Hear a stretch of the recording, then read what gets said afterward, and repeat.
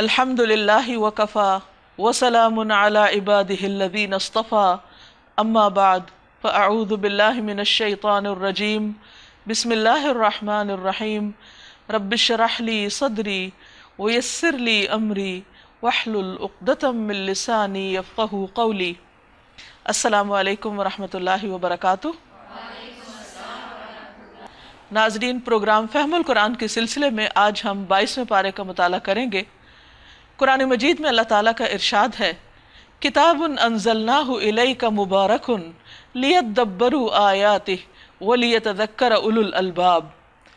یہ کتاب جسے ہم نے آپ کی طرف اتارا ہے بہت برکتوں والی ہے، اس کے ساتھ خیر و بھلائی وابستہ ہے۔ لیکن اسے کیوں اتارا گیا ہے؟ لیدبروا آیاتہ، تاکہ لوگ اس کی آیات میں غور و فکر کریں، ولیتذکر اولو الالباب، اور عقل مند لوگ اس سے نصیحت پکڑیں، اس سے اپنی زندگی کی راہیں آسان کرنے کے لیے سبق لیں، اللہ تعالیٰ کی مرضی کے مطابق زندگی بسر کر سکیں۔ تو اللہ تعالیٰ سے دعا ہے کہ وہ اس کتاب کو ہمارے لیے بھی مبارک بنا دے، ہم اس میں غور و فکر کے قابل ہو سکیں اور اس سے واقعی صحیح معنوں میں وہ سبق حاصل کریں جو ہمیں حاصل کرنا چاہیے۔ تو آئیے دیکھتے ہیں پارہ نمبر 22 کو۔ ارشاد باری تعالیٰ ہے، وَمَن يَقْنُتْ مِنكُنَّ لِلَّهِ وَرَسُولِهِ وَتَعْمَلْ صَالِحًا نُؤْتِهَا أَجْرَهَا مَرَّتَيْنِ وَأَعْتَدْنَا لَهَا رِزْقًا كَرِيمًا۔ اور تم میں سے جو اللہ اور اس کے رسول کی اطاعت کرے گی اور نیک عمل کرے گی، اس کو ہم دوہرا اجر دیں گے، اور ہم نے اس کے لیے رزق کریم مہیا کر رکھا ہے۔ ازواج مطہرات کے متعلق بات ہو رہی تھی پچھلے پارے کے اختتام پر۔ یہاں دوبارہ انہی سے اللہ سبحانہ وتعالیٰ کا خطاب ہے کہ اے نبی صلی اللہ علیہ وسلم کی ازواج یا آپ کی بیویوں، تم میں سے جو اچھے کام کرے گی، نیک کام کرے گی، اللہ رسول کی فرما برداری کے کام کرے گی، ہم اس کو اجر بھی دگنا دیں گے۔ کیونکہ ازواج مطہرات ایک قائدانہ مقام پر تھی، وہ امت کی بیٹیوں کے لیے، امت کی خواتین کے لیے ایک رہنما کی حیثیت رکھتی ہیں۔ تو جو شخص جتنے بڑے درجے پر ہوتا ہے، اس کی قربانیاں بھی اتنی ہی زیادہ ہوتی ہیں، اور پھر اس کا اجر بھی اتنا ہی زیادہ ہوتا ہے، کیونکہ وہ دوسروں کے لیے ایک نمونہ ہوتا ہے۔ اس کا عمل صرف اس کا اپنا ذاتی عمل نہیں رہ جاتا، بلکہ دوسرے لوگ اس کو دیکھ کر راہ پکڑتے ہیں۔ تو اگر وہ اچھا کام کر رہا ہے اور دوسرے لوگ اس کو دیکھ کر انسپائر ہوتے ہیں اور اچھے کام کرتے ہیں، تو جتنے بھی فالوورز ہوں گے، ان کی جو نیکیاں ہیں ان کے اجر کا بھی ایک حصہ لیڈر کو ملے گا۔ تو اس لیے یہاں ازواج مطہرات کو دوہرے اجر کی بشارت دی جا رہی ہے۔ پھر فرمایا، یا نساء النبی لستن کاحد من النساء، نبی کی بیویوں تم عام عورتوں کی طرح نہیں ہو، اگر تم اللہ سے ڈرنے والی ہو تو دبی زبان سے بات نہ کیا کرو کہ دل کی خرابی کا مبتلا کوئی شخص لالچ میں پڑ جائے، بلکہ صاف سیدھی بات کیا کرو۔ یعنی مردوں کے ساتھ بات چیت کی ضرورت تو پڑتی تھی ازواج مطہرات کو، اور بہت سے لوگ آپ سے دینی مسائل بھی سیکھتے تھے، خاص طور پر نبی صلی اللہ علیہ وسلم کی وفات کے بعد۔ تو اس لیے ان کو مزید محتاط رہنے کی تلقین کی گئی کہ چونکہ تمہارا رتبہ اور مقام اور مرتبہ بہت بلند ہے، اس لیے تمہارے اندر احتیاط کا درجہ بھی اور زیادہ ہونا چاہیے۔ جب کبھی کسی مرد سے بات کرنے کی ضرورت پیش آئے تو بے تکلفی سے بات نہ کرو، بلکہ درست طریقے پر، معروف طریقے پر بات کرو، تاکہ کوئی ایسا شخص جس کے دل میں نفاق ہو وہ کوئی ناجائز فائدہ نہ اٹھائے، یا اس کے دل میں تمہارے بارے میں کوئی برا خیال نہ جائے۔ وَقَرْنَ فِي بُيُوتِكُنَّ وَلَا تَبَرَّجْنَ تَبَرُّجَ الْجَاهِلِيَّةِ الْأُولَىٰ، اور اپنے گھروں میں ٹک کر رہو اور سابق دور جاہلیت کی سی سج دھج نہ دکھاتی پھرو۔ یعنی دور جاہلیت میں جس طرح خواتین اپنے حسن کو نمایاں کرتی تھیں، اے ازواج مطہرات تم ان کی پیروی نہیں کرو گی، اپنے حسن کو دوسروں کو نہیں دکھاؤ گی، اسی طرح اپنے لباس اور زیور کی جو زینت ہے اس کو بھی کسی کے سامنے نمایاں نہیں کرو گی، اور دیگر بھی کسی طریقے سے دوسری خواتین کے لیے بھی، چونکہ ازواج مطہرات رہنما ہیں، اس لیے کوئی ایسا کام نہیں کریں گی کہ جس سے امت کی باقی بیٹیاں بھی اس راہ پر چلیں جو اللہ سبحانہ وتعالیٰ کو پسند نہ ہو۔ اس لیے خاص طور پر بہت واضح الفاظ میں ان کو ہدایات دے دی گئی کہ دور جاہلیت کے طریقے ختم، اب یہ اسلام کی روشنی کا زمانہ ہے، تو آپ کا طرز عمل بھی اس کے مطابق ہوگا۔ اور اس سے پہلے ہم دیکھتے ہیں کہ سورۃ نور میں اللہ سبحانہ وتعالیٰ نے مسلمان خواتین کو اپنی زیب و زینت کے اظہار سے منع کیا ہے۔ نبی صلی اللہ علیہ وسلم نے فرمایا، 3 آدمیوں کی ہلاکت کے متعلق کچھ نہ پوچھو۔ ایک وہ عورت جس کا شوہر موجود نہ ہو اور وہ اس کی تمام دنیاوی ضروریات میں اس کی کفایت کرتا ہو، یعنی اس کی ساری ضروریات پوری کرتا ہو، اور وہ اس کے پیچھے دور جاہلیت کی طرح اپنی زیب و زینت ظاہر کرتی پھرے۔ پھر فرمایا، اور نماز قائم کرو اور زکوٰۃ دو اور اللہ اور اس کے رسول کی اطاعت کرو۔ اللہ تعالیٰ یہ سارے احکامات کیوں دے رہا ہے؟ اللہ تو یہ چاہتا ہے کہ تم اہل بیت نبی سے گندگی کو دور کر دے اور تمہیں پوری طرح پاک کر دے۔ یعنی یہ سارے احکامات اس لیے ہیں تاکہ ظاہر میں، باطن میں، روحانی طور پر، اخلاقی طور پر ازواج مطہرات ایک بلند مقام پر ہوں اور ان کے درجات بہت عظیم ہوں اور ان سے ہر طرح کی نجاست دور ہو جائے۔ اور کرو کیا؟ یاد رکھو، وَاذْكُرْنَ مَا يُتْلَى فِي بُيُوتِكُنَّ مِنْ آيَاتِ اللَّهِ وَالْحِكْمَةِ، یاد رکھو اللہ کی آیات اور حکمت کی ان باتوں کو جو تمہارے گھروں میں پڑھی جاتی ہیں، سنائی جاتی ہیں۔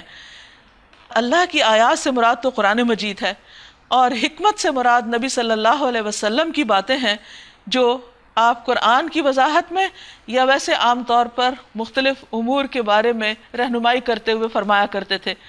یعنی جو باتیں آپ کے گھر میں ہو رہی ہیں، جو دین سیکھا سکھایا جا رہا ہے، تم بھی اس کا ایک حصہ بنو اور تم ان باتوں کو خود بھی یاد رکھو، خود بھی ان کا ذکر کرو اور آگے بھی ان کا چرچا کرو، کیونکہ بہت سی ازواج مطہرات کے نبی صلی اللہ علیہ وسلم کے گھر میں ہونے کا مقصد بھی یہی تھا کہ وہ براہ راست آپ سے رہنمائی حاصل کریں اور پھر امت کے لیے رہنمائی کا کام دیں۔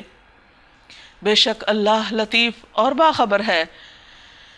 اس کے بعد عام مومن مردوں اور عورتوں کی کچھ صفات کا ذکر ہے۔ ان المسلمین والمسلمات والمؤمنین والمؤمنات والقانتین والقانتات والصادقین والصادقات والصابرین والصابرات والخاشعین والخاشعات والمتصدقین والمتصدقات والصائمین والصائمات والحافظین فروجہم والحافظات والذاکرین اللہ کثیرا والذاکرات اعد اللہ لہم مغفرۃ واجرا عظیما۔ یہاں 10 الفاظ میں اسلام کی ساری بنیادی تعلیم دے دی گئی۔ عقیدے اور کردار کے اعتبار سے جو بھی ایک بندہ مومن اور مومنہ سے جو کچھ بھی مطلوب ہے اس سب کا یہاں ایک جگہ ذکر کر دیا گیا، اور یہاں صرف مردوں کے لیے نہیں بلکہ عورتوں کا بھی ساتھ ساتھ ذکر کر کے ان صفات کو نمایاں کیا گیا کہ ہر مسلمان عورت کے اندر یہ اخلاق، یہ صفات موجود ہونی چاہیے۔ کیا ہے وہ؟ یقیناً جو مرد اور جو عورتیں مسلم ہیں، مومن ہیں، اطاعت گزار ہیں، سچے ہیں، راست باز ہیں، صابر ہیں، اللہ کے آگے جھکنے والے ہیں، صدقہ کرنے والے ہیں، روزہ رکھنے والے ہیں، اپنی شرمگاہوں کی حفاظت کرنے والے ہیں اور اللہ کو کثرت سے یاد کرنے والے ہیں، اللہ نے ان کے لیے مغفرت اور عظیم الشان اجر تیار کر رکھا ہے۔ لہٰذا ہم سب کے لیے ضروری ہے کہ اس میں سے ایک ایک صفت کو اچھی طرح سمجھیں اور اسے اپنی زندگی میں لے آئیں، اس سے محروم ہو کر دنیا سے نہ جائیں۔ جب ہم اللہ سے ملاقات کریں تو ہماری شخصیت ان صفات کے ساتھ سجی ہوئی ہو، ہماری خوبصورتی صرف زیور اور کپڑے کی نہ ہو بلکہ ان خوبصورت اخلاقی صفات کے ساتھ ہو۔ تو اس میں ایک طرف اسلام کا ذکر ہے، ایمان کا ذکر ہے، تو دوسری طرف اطاعت اور مستقل فرما برداری کی بات ہے، پھر سچائی اور صبر، اور پھر خشوع، ہمبلنس اور اللہ کے آگے جھکنا، پھر صدقہ کرنا، روزہ رکھنا، اپنی عزت و عصمت کی حفاظت کرنا، اور ان سب چیزوں کے ٹاپ پر کثرت سے اللہ کا ذکر کرنا۔ جس کے اندر یہ خوبی آ گئی اور یہ اخلاق پیدا ہو گیا، وہ اجر عظیم کا مستحق ہو گیا۔ رسول اللہ صلی اللہ علیہ وسلم نے فرمایا، جب تم لوگ جنت کے باغوں کے پاس سے گزرو تو کچھ کھا پی لیا کرو۔ کسی نے پوچھا، جنت کے باغوں سے کیا مراد ہے؟ آپ نے فرمایا، مجالس ذکر۔ پھر فرمایا کسی مومن مرد اور کسی مومن عورت کو یہ حق نہیں کہ جب اللہ اور اس کا رسول کسی معاملے میں کوئی فیصلہ کر دے تو پھر اسے اپنے اس معاملے میں خود فیصلہ کرنے کا اختیار رہے، کیونکہ وہ فائنل اتھارٹی ہیں، اور جو کوئی اللہ اور اس کے رسول کی نافرمانی کرے تو وہ صریح گمراہی میں پڑ گیا، یعنی اللہ رسول کی بات نہ ماننا ہدایت سے بھٹکنا ہے، دور ہونا ہے۔ اب یہاں ایک خاص واقعے کی طرف اشارہ ہوگا آئندہ۔ حضرت زینب رضی اللہ تعالی عنہا کا نکاح حضرت زید جو کہ حضور صلی اللہ علیہ وسلم کی منہ بولے بیٹے تھے ان کے ساتھ 4 ہجری میں ہوا، لیکن باہم عادتوں دونوں اپنی جگہ بہت نیک اور بہت اچھے انسان تھے، لیکن چونکہ عادتوں اور مزاج میں فرق تھا اس لیے باہم نباہ نہ ہو سکا۔ تو اللہ سبحانہ تعالیٰ نے نبی صلی اللہ علیہ وسلم کو حکم دیا کہ جب زید ان کو طلاق دے دیں تو اس کے بعد آپ ان سے نکاح کر لیں، کیونکہ آپ کے اس نکاح کے ذریعے عرب معاشرے کی ایک بہت ہی سخت قسم کی رسم جو تھی اس کو توڑنا مقصود تھا، اور وہ کیا تھی کہ ان کے ہاں منہ بولا بیٹا وراثت میں بھی اسی طرح شریک ہوتا تھا جیسے حقیقی بیٹا، اور اسی طرح اس کے سارے باقی حقوق بھی وہی تھے جو ایک نسبی بیٹے کے ہوتے ہیں۔ تو چونکہ اس میں ایک بہت بڑی حق تلفی تھی خون کے رشتہ داروں کی کہ اگر ایسا بیٹا وارث بن جائے تو باقی جو حقیقی رشتہ دار ہیں وہ محروم ہو جاتے ہیں یا ان کے حق مارا جاتا ہے، تو اس بنا پر اللہ سبحانہ تعالیٰ نے اور بھی بہت سی حکمتیں اس رسم کو ختم کیا۔ اور حقیقی بات یہ ہے کہ کسی کو منہ بولا بیٹا کہنا کوئی سچی بات نہیں، حقیقی بات نہیں۔ اللہ سبحانہ تعالیٰ سچ کو پسند کرتا ہے، اور رشتہ داریوں کے معاملے میں بھی اور ہر قسم کی معلومات کے معاملے میں انسان کو سچ پر ہی بیس کرنا چاہیے اپنی زندگی کو۔ تو اس رسم کو ختم کرنے کے لیے خود نبی صلی اللہ علیہ وسلم سے یہ کام کروایا گیا۔ تو اس کے بارے میں ہم دیکھتے ہیں کہ کیا حکم آتا ہے۔ یاد کیجئے وہ موقع جب آپ اس شخص سے کہہ رہے تھے جس پر اللہ نے اور تم نے احسان کیا تھا، یعنی حضرت زید، کہ اپنی بیوی کو نہ چھوڑو اور اللہ سے ڈرو۔ اس وقت تم اپنے دل میں وہ بات چھپائے ہوئے تھے جسے اللہ کھولنا چاہتا تھا۔ وہ کیا کہ تم لوگوں سے ڈر رہے تھے کہ لوگ کیا کہیں گے کہ اگر حضور صلی اللہ علیہ وسلم کو اس خاتون سے جو ان کی ایک طرح سے منہ بولی بہو بنتی تھی ان سے نکاح کرنا پڑا، حالانکہ اللہ اس کا زیادہ حقدار ہے کہ تم اس سے ڈرو۔ پھر جب زید اس سے اپنی حاجت پوری کر چکا یعنی طلاق دے چکا تو ہم نے اس متعلقہ خاتون کا تم سے نکاح کر دیا، اور یہ نکاح آسمانوں پر ہوا تھا، اللہ سبحانہ تعالیٰ نے خود کیا تھا، اور یہ واحد نکاح ہے جو اللہ تعالیٰ نے کیا۔ اس لیے اس معاملے میں نبی صلی اللہ علیہ وسلم پر کسی قسم کی کوئی ایسی بات کہنا کہ نعوذ باللہ آپ کے دل میں کوئی ایسی خواہش تھی ان سے نکاح کرنے کی یا آپ خود یہ چاہتے تھے، یہ درست نہ ہوگا، تاکہ مومنوں پر اپنے منہ بولے بیٹوں کی بیویوں کے معاملے میں کوئی تنگی نہ رہے جبکہ وہ ان سے اپنی حاجت پوری کر چکے ہوں۔ اور اللہ کا حکم تو عمل میں آنا ہی چاہیے تھا۔ نبی پر کسی ایسے کام میں کوئی رکاوٹ نہیں ہے جو اللہ نے اس کے لیے مقرر کر دیا۔ یہی اللہ کی سنت ان سب انبیاء کے معاملے میں رہی ہے جو پہلے گزر چکے ہیں، اور اللہ کا حکم ایک قطعی شدہ فیصلہ ہوتا ہے۔ پیچھے بھی کہا گیا نا کسی مومن مومنہ کے لیے جائز نہیں کہ اللہ رسول جو فیصلہ کر دیں پھر اس کو وہ نہ مانے۔ تو اسی طرح نبی کے لیے بھی اللہ سبحانہ تعالیٰ جو فیصلہ کر دیں، اور پھر نبی اگر لوگوں کے لیے کوئی فیصلہ کر دیں تو پھر اس کے بعد ان کی اپنی مرضی نہیں رہتی۔ یہ اللہ کی سنت ہے ان لوگوں کے لیے جو اللہ کے پیغامات پہنچاتے ہیں اور اسی سے ڈرتے ہیں، اور ایک خدا کے سوا کسی سے نہیں ڈرتے، اور محاسبے کے لیے تو بس اللہ ہی کافی ہے۔ یعنی لوگوں سے ڈرنے کی یا کسی اور کی باس پرس کی فکر نہ کی جائے، کیونکہ اللہ تعالیٰ کافی ہے کہ انسان اس کے سامنے سچا ہو۔ ما كان محمد ابا احد من رجالكم ولكن رسول الله وخاتم النبيين وكان الله بكل شيء عليما۔ لوگو، محمد صلی اللہ علیہ وسلم تمہارے مردوں میں سے کسی کے باپ نہیں ہیں، مگر وہ اللہ کے رسول اور خاتم النبیین ہیں، یعنی آخری نبی ہیں، اور آپ کے بعد کوئی نبی نہیں آئے گا، جیسا کہ حدیث میں آتا ہے۔ نبی صلی اللہ علیہ وسلم نے فرمایا، بنی اسرائیل کی سیاست ان کے انبیاء کرتے تھے، جب کوئی نبی وفات پا جاتا تو اس کی جگہ دوسرا نبی آ جاتا، اور یقیناً میرے بعد کوئی نبی نہیں ہے، اور ان قریب میرے بعد خلفاء ہوں گے اور بہت ہوں گے۔ رسول اللہ صلی اللہ علیہ وسلم نے فرمایا بے شک میری امت میں 30 کذاب ہوں گے جن میں سے ہر ایک یہ دعویٰ کرے گا کہ وہ نبی ہے اور میں خاتم النبیین ہوں، میرے بعد کوئی نبی نہیں ہے، اور اللہ ہر چیز کا علم رکھنے والا ہے۔ اے لوگو جو ایمان لائے ہو، اللہ کو کثرت سے یاد کرو، بہت زیادہ اللہ کا ذکر کرو۔ یا ایہا الذین آمنوا اذکروا اللہ ذکرا کثیرا وسبحوہ بکرۃ واصیلا، اور صبح و شام اس کی تسبیح کرتے رہو۔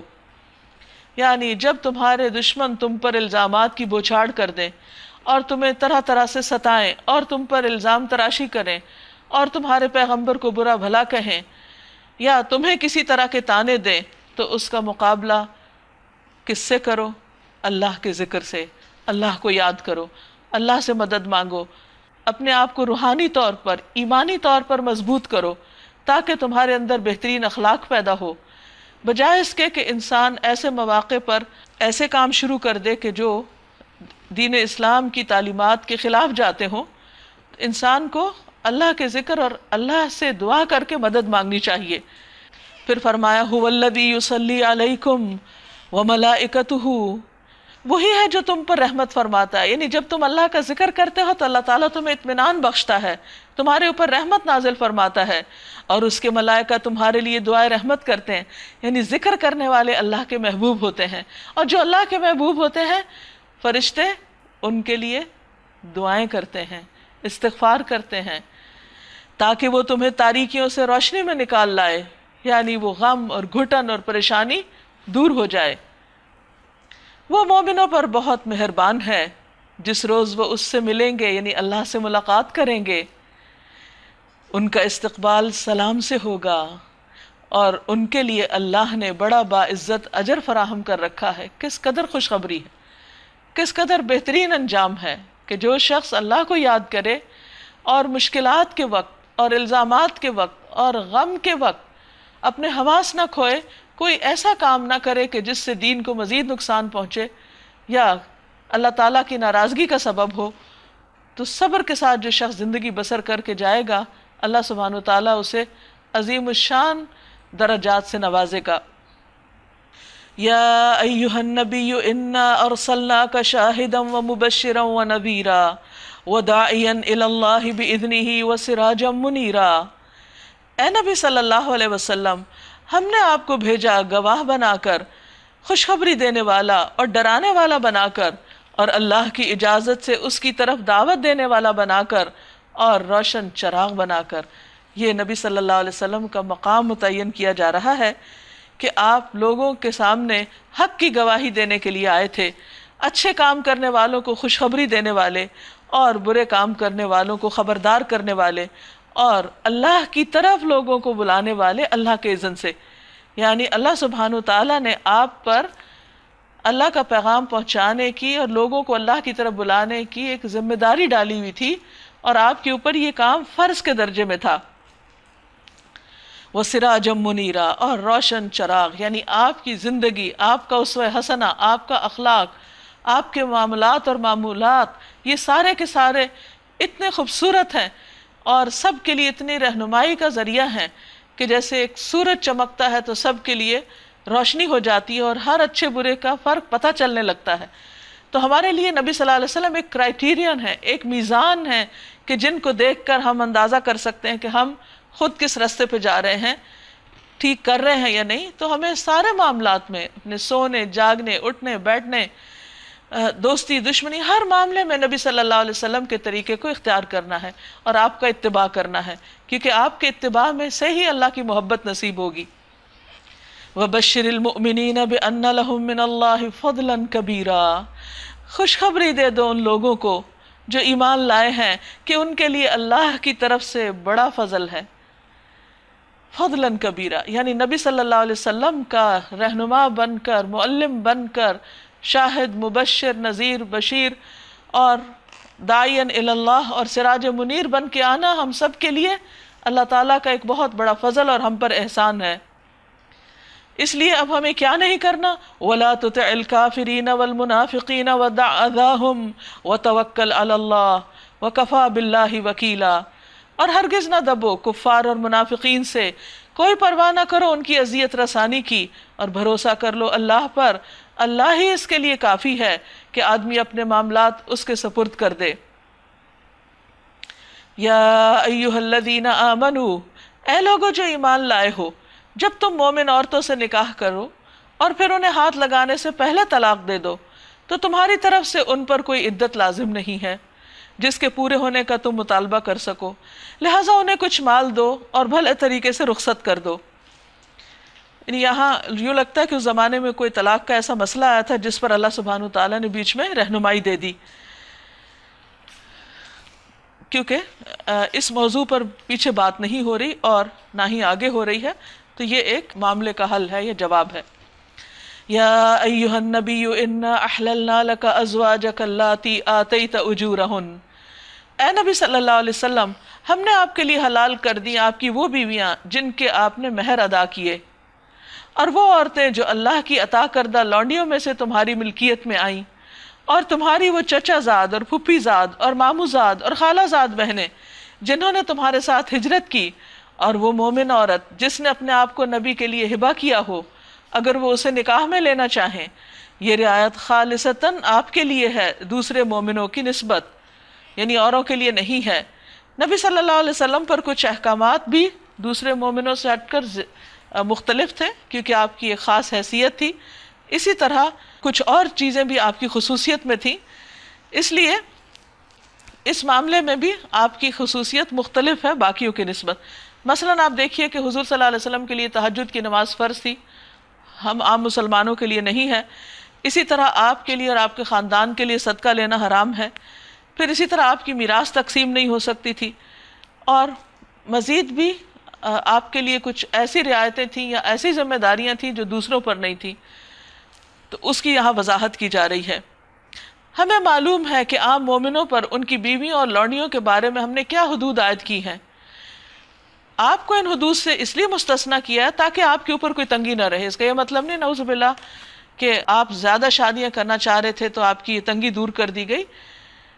نبی صلی اللہ علیہ وسلم نے 25 سال کی عمر میں، عین جوانی کی عمر میں، اپنے سے 15 سال بڑی خاتون سے شادی کی جو اس وقت 40 سال کی تھی، اپنی جوانی ایک طرح سے گزار چکی تھی، یعنی حضرت خدیجہ۔ پھر 25 سال تک ان کے ساتھ رہے کہ آپ نے اس دوران کوئی اور نکاح نہیں کیا۔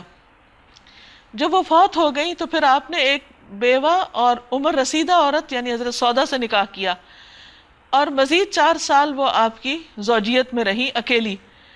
پھر اس کے بعد جب آپ کی عمر 53 سال سے زیادہ ہو چکی تھی تو اس وقت اللہ سبحانہ وتعالیٰ نے متعدد مصلحتوں کی وجہ سے آپ کو زیادہ نکاح کرنے کا اجازت دی اور رخصت دی، کیونکہ آپ آخری نبی تھے اور آپ کے ذریعے اللہ تعالیٰ کو دین مکمل کرنا تھا۔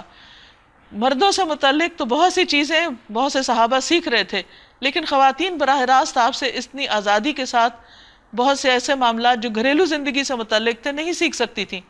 تو اس پر اللہ سبحانہ وتعالیٰ نے ایک اس مصلحت اور باقی اور مصلحتیں بھی ہیں جن کی بنا پر آپ کو زیادہ شادیوں کی اجازت دی۔ اور اللہ غفور الرحیم ہے، آپ کو اختیار دیا جاتا ہے کہ اپنی بیویوں میں سے جس کو چاہیں اپنے سے الگ رکھیں، جسے چاہیں ساتھ رکھیں، جسے چاہیں الگ رکھنے کے بعد اپنے پاس بلائیں۔ اس معاملے میں آپ پر کوئی مذاقہ نہیں ہے، کوئی تنگی نہیں ہے۔ یہ اس لیے تاکہ آپ خاندانی زندگی کی الجھنوں کا شکار نہ ہو اور اپنا کام سکون کے ساتھ کر سکیں۔ لیکن اس کے باوجود، اتنی رخصت ہونے کے باوجود بھی نبی صلی اللہ علیہ وسلم نے اپنی ازواج کے درمیان حد الوسع عدل فرمایا۔ اس طرح زیادہ توقع ہے کہ ان کی آنکھیں ٹھنڈی رہیں گی اور وہ رنجیدہ نہ ہوں گی، کیونکہ انہیں معلوم ہوگا کہ یہ اللہ تعالیٰ کی طرف سے آپ کو رخصت ہے، اور جو کچھ بھی آپ ان کو دو گے اس پر وہ سب راضی رہیں گی۔ اللہ جانتا ہے جو کچھ تم لوگوں کے دلوں میں ہے، اور اللہ علیم اور حلیم ہے، بردبار ہے۔ اس کے بعد تمہارے لیے دوسری عورتیں حلال نہیں، اور نہ اس کی اجازت ہے کہ ان کی جگہ اور بیویاں لے آئیں، خواہ ان کا حسن آپ کو کتنا ہی پسند ہو۔ البتہ لونڈیوں کی تمہیں اجازت ہے، اللہ ہر چیز پر نگران ہے۔ یا ایھا الذین آمنوا لا تدخلوا بیوت النبی الا ان یؤذن لکم، اے لوگو جو ایمان لائے ہو، نبی کے گھروں میں بلا اجازت نہ چلے آیا کرو۔ نہ کھانے کا وقت تاکتے رہو کہ اس وقت اچانک داخل ہو جاؤ جب کھانے کا وقت ہو. ہاں اگر تمہیں کھانے پر بلایا جائے تو ضرور آ جاؤ. اب یہاں پر بظاہر تو اس وقت کے مخصوص حالات کو پیش نظر رکھ کر احکام دیے جا رہے تھے، لیکن یہ اب بھی باقی مسلمانوں کے لیے ویلڈ ہیں، اور ان کے مطابق ہمیں اپنی معاشرتی زندگی کی اصلاح کرنی چاہیے. کہ اخلاقی قاعدہ ہے کہ جب کھانے کا وقت ہو اس وقت بلا اطلاع دیے اور اچانک کسی کے گھر نہیں چلے جانا چاہیے، تاکہ دوسرا شخص کوئی حرج محسوس نہ کرے. پھر اسی طرح یہ ہے کہ اگر کوئی بلائے تو دعوت قبول کرنی چاہیے، یہ دوسرے کے لیے خوشی کی بات ہوگی، یہ ایک مسنون طریقہ ہے. لیکن دعوت کے لیے اگر گئے ہیں تو جب کھانا کھا لو تو منتشر ہو جاؤ. یہ نہیں کہ پھر انسان اس کے بعد بیٹھ رہے اور دوسرے کے سارے کام کاج میں حرج ڈالے اور اس کا بھی وقت ضائع کرے. فرمایا باتیں کرنے میں نہ لگے رہو، کیونکہ حضرت زینب کے نکاح کے موقع پر یہی ہوا کہ آپ نے جب ولیمہ کے لیے لوگوں کو بلایا تو لوگ کھانے کے بعد بیٹھ رہے، اور جب چلے بھی گئے باقی لوگ تو دو لوگ بہت دیر تک وہاں سے نہیں اٹھے. فرمایا تمہاری یہ حرکتیں نبی کو تکلیف دیتی ہیں، مگر وہ شرم کی وجہ سے کچھ نہیں کہتے، اور اللہ حق بات کہنے میں نہیں شرماتا. اور باقی لوگوں کا بھی یہی حال ہوتا ہے کہ حیا کی وجہ سے یا مروت میں آ کر آنے والے گیسٹ کے احترام میں ان کو کچھ کہا نہیں جاتا کہ اب آپ گھر چلے جائیں، یا گھر والوں کو آرام کی ضرورت ہے یا انہیں کچھ اور کام کرنا ہے. تو فرمایا کہ وہ تو خود نہیں کچھ کہیں گے، لیکن اللہ سبحانہ وتعالی حق بات بیان کر رہا ہے، اور اس حکم پر بھی اسی طرح عمل کرنا چاہیے جیسے ہم دین کے باقی احکامات پر عمل کرتے ہیں. لیکن افسوس یہ کہ بعض اوقات دین کی تعلیم آنے کے باوجود بھی لوگوں کے اندر یہ اخلاق نہیں آتا، اور اس کی وجہ سے پھر بہت سے تعلقات بھی خراب ہوتے ہیں. نبی کی بیویوں سے اگر تمہیں کچھ مانگنا ہو تو پردے کے پیچھے سے مانگو، یعنی سامنے سے نہیں. یہاں پر ازواج مطہرات کے لیے خاص طور پر حجاب کا حکم آ رہا ہے کہ آمنے سامنے ڈائریکٹ ان سے لین دین مت کرو، بلکہ حجاب کے پیچھے سے کرو. یہ تمہارے اور ان کے دلوں کی پاکیزگی کے لیے زیادہ مناسب ہے. یعنی اس کو آیت حجاب کہا جاتا ہے، اور اس کا مقصد کیا بتایا جا رہا ہے کہ اس طرح تمہارے دل بھی پاکیزہ رہیں گے، ان کے بھی. اب آپ دیکھیے ایک طرف صحابہ کرام ہیں اور دوسری طرف ازواج مطہرات ہیں، اور ان کو کہا جا رہا ہے کہ تم ایک آڑ کے پیچھے سے بات کرو تاکہ دلوں میں پاکیزگی رہے. کیونکہ جب مرد اور عورتوں کے آزادانہ اختلاط ہوتا ہے تو اس میں پھر اس چیز کا احتمال ہوتا ہے جو بعد میں بہت سے مسائل کا ذریعہ بن جاتا ہے، اور اس سے بھی بعض اوقات گھریلو زندگی میں بہت سی پریشانیاں پیدا ہو جاتی ہیں. انس رضی اللہ عنہ بیان کرتے ہیں کہ میں نبی صلی اللہ علیہ وسلم کا خادم تھا، بغیر اجازت طلب کیے گھر میں آتا جاتا تھا. ایک دن میں آیا تو آپ صلی اللہ علیہ وسلم نے فرمایا میرے بیٹے ٹھہر جاؤ، تمہارے بعد ایک بات نازل ہوئی ہے، بغیر اجازت اندر نہ آیا کرو. تو یہاں اگر ازواج مطہرات کا یہ حکم ہے تو باقی لوگ ان سے بہتر تو نہیں ہو سکتے. تمہارے لیے یہ ہرگز جائز نہیں کہ اللہ کے رسول کو تکلیف دو، یعنی ان کی ازواج کے ساتھ اتنا فریلی مکس اپ ہو کے یا اوپنلی باتیں کر کے، اور نہ یہ جائز ہے کہ ان کے بعد ان کی بیویوں سے نکاح کرو، کیونکہ ان کو ماؤں کا درجہ دے دیا گیا. یہ اللہ کے نزدیک بہت بڑا گناہ ہے. تم خواہ کوئی بات ظاہر کرو یا چھپاؤ، اللہ کو ہر بات کا علم ہے. ازواج نبی کے لیے اس میں کوئی مذائقہ نہیں کہ ان کے باپ، ان کے بیٹے، ان کے بھائی، ان کے بھتیجے، ان کے بھانجے، ان کے میل جول کی عورتیں اور ان کے مملوک گھروں میں آئیں، یعنی ان سے پردہ نہیں ہے. اے عورتوں، تمہیں اللہ کی نافرمانی سے پرہیز کرنا چاہیے، اللہ سے ڈرنا چاہیے. ان اللہ کان علی کل شیء شہیدا، اللہ ہر چیز پر نگاہ رکھتا ہے. ان اللہ وملائکتہ یصلون علی النبی، اللہ اور اس کے ملائکہ نبی صلی اللہ علیہ وسلم پر درود بھیجتے ہیں. یعنی اللہ سبحانہ تعالیٰ آپ پر بے حد مہربان ہے، آپ کی تعریف فرماتا ہے، آپ کے کام میں برکت دیتا ہے، آپ کا نام بلند کرتا ہے، آپ پر اپنی رحمتوں کی بارش فرماتا ہے. کیوں؟ کیونکہ آپ نے اللہ سبحانہ تعالیٰ کے احکامات اور ذمہ داریاں جو آپ پر ڈالی گئی تھی ان کو بطریق احسن پورا کیا. یعنی اطاعت اور وفا اور عبادت کا اعلیٰ معیار قائم کیا. تو اس لیے اللہ سبحانہ تعالیٰ نے آپ کو عظیم الشان اعزازات سے نوازا۔ ملائکہ بھی آپ سے محبت کرتے ہیں، وہ آپ کے لیے رحمت کی دعائیں کرتے ہیں کہ اللہ تعالیٰ آپ کو اور زیادہ بلند مرتبے عطا فرمائے، آپ کے دین کو بلند کرے، آپ کے امت پر رحم کرے۔ تو یہ ملائکہ کی آپ سے محبت تھی، اور یہ اس طرح وہ درود بھیجتے ہیں۔ اور اس کے بعد باقی سب کو کیا کرنا چاہیے؟ فرمایا یا ایھا الذین آمنوا صلوا علیہ وسلموا تسلیما، اے لوگو جو ایمان لائے ہو تم بھی ان پر درود اور سلام بھیجو۔ ہم سب کے لیے لازم ہے کہ نبی صلی اللہ علیہ وسلم پر کثرت سے سلام اور درود بھیجا کریں۔ اللہم صلی علی محمد وعلی آل محمد کما صلیت علی ابراہیم وعلی آل ابراہیم انک حمید مجید۔ اللہم بارک علی محمد وعلی آل محمد کما بارکت علی ابراہیم وعلی آل ابراہیم انک حمید مجید۔ درود شریف پڑھنے سے انسان کو جب ایک دفعہ پڑھتا ہے 10 نیکیاں ملتی ہیں، 10 رحمتیں اس پر آتی ہیں، 10 گناہ معاف ہوتے ہیں، 10 درجے بلند ہوتے ہیں، یعنی بے پناہ فوائد ہیں۔ اور ایک مرتبہ ایک صحابی نے پوچھا کہ میں اپنی دعا کا کتنا حصہ درود پڑھوں، تو کیا آدھا پڑھ لوں، 1/3؟ پھر اس نے آخر میں کہا کہ اگر میں ساری کی ساری دعا کو ہی درود بنا لوں، یعنی اور کچھ نہ مانگوں، صرف بیٹھ کے درود پڑھ لوں، تو فرمایا پھر یہ تمہارے ہر غم اور پریشانی کے لیے کافی ہو جائے گی، یعنی ساری ضرورتیں اسی سے ہی پوری ہو جائیں گی۔ اتنا فائدہ ہے درود شریف پڑھنے کا۔ رسول اللہ صلی اللہ علیہ وسلم نے فرمایا جو شخص مجھ پر 1 مرتبہ درود پڑھے گا اللہ اس پر 10 رحمتیں نازل فرمائے گا اور اس کے 10 گناہ معاف فرمائے گا۔ اور بھی بہت سی احادیث ہیں اس سلسلے میں، اور جو درود نہ پڑھے وہ سب سے بڑا بخیل ہے۔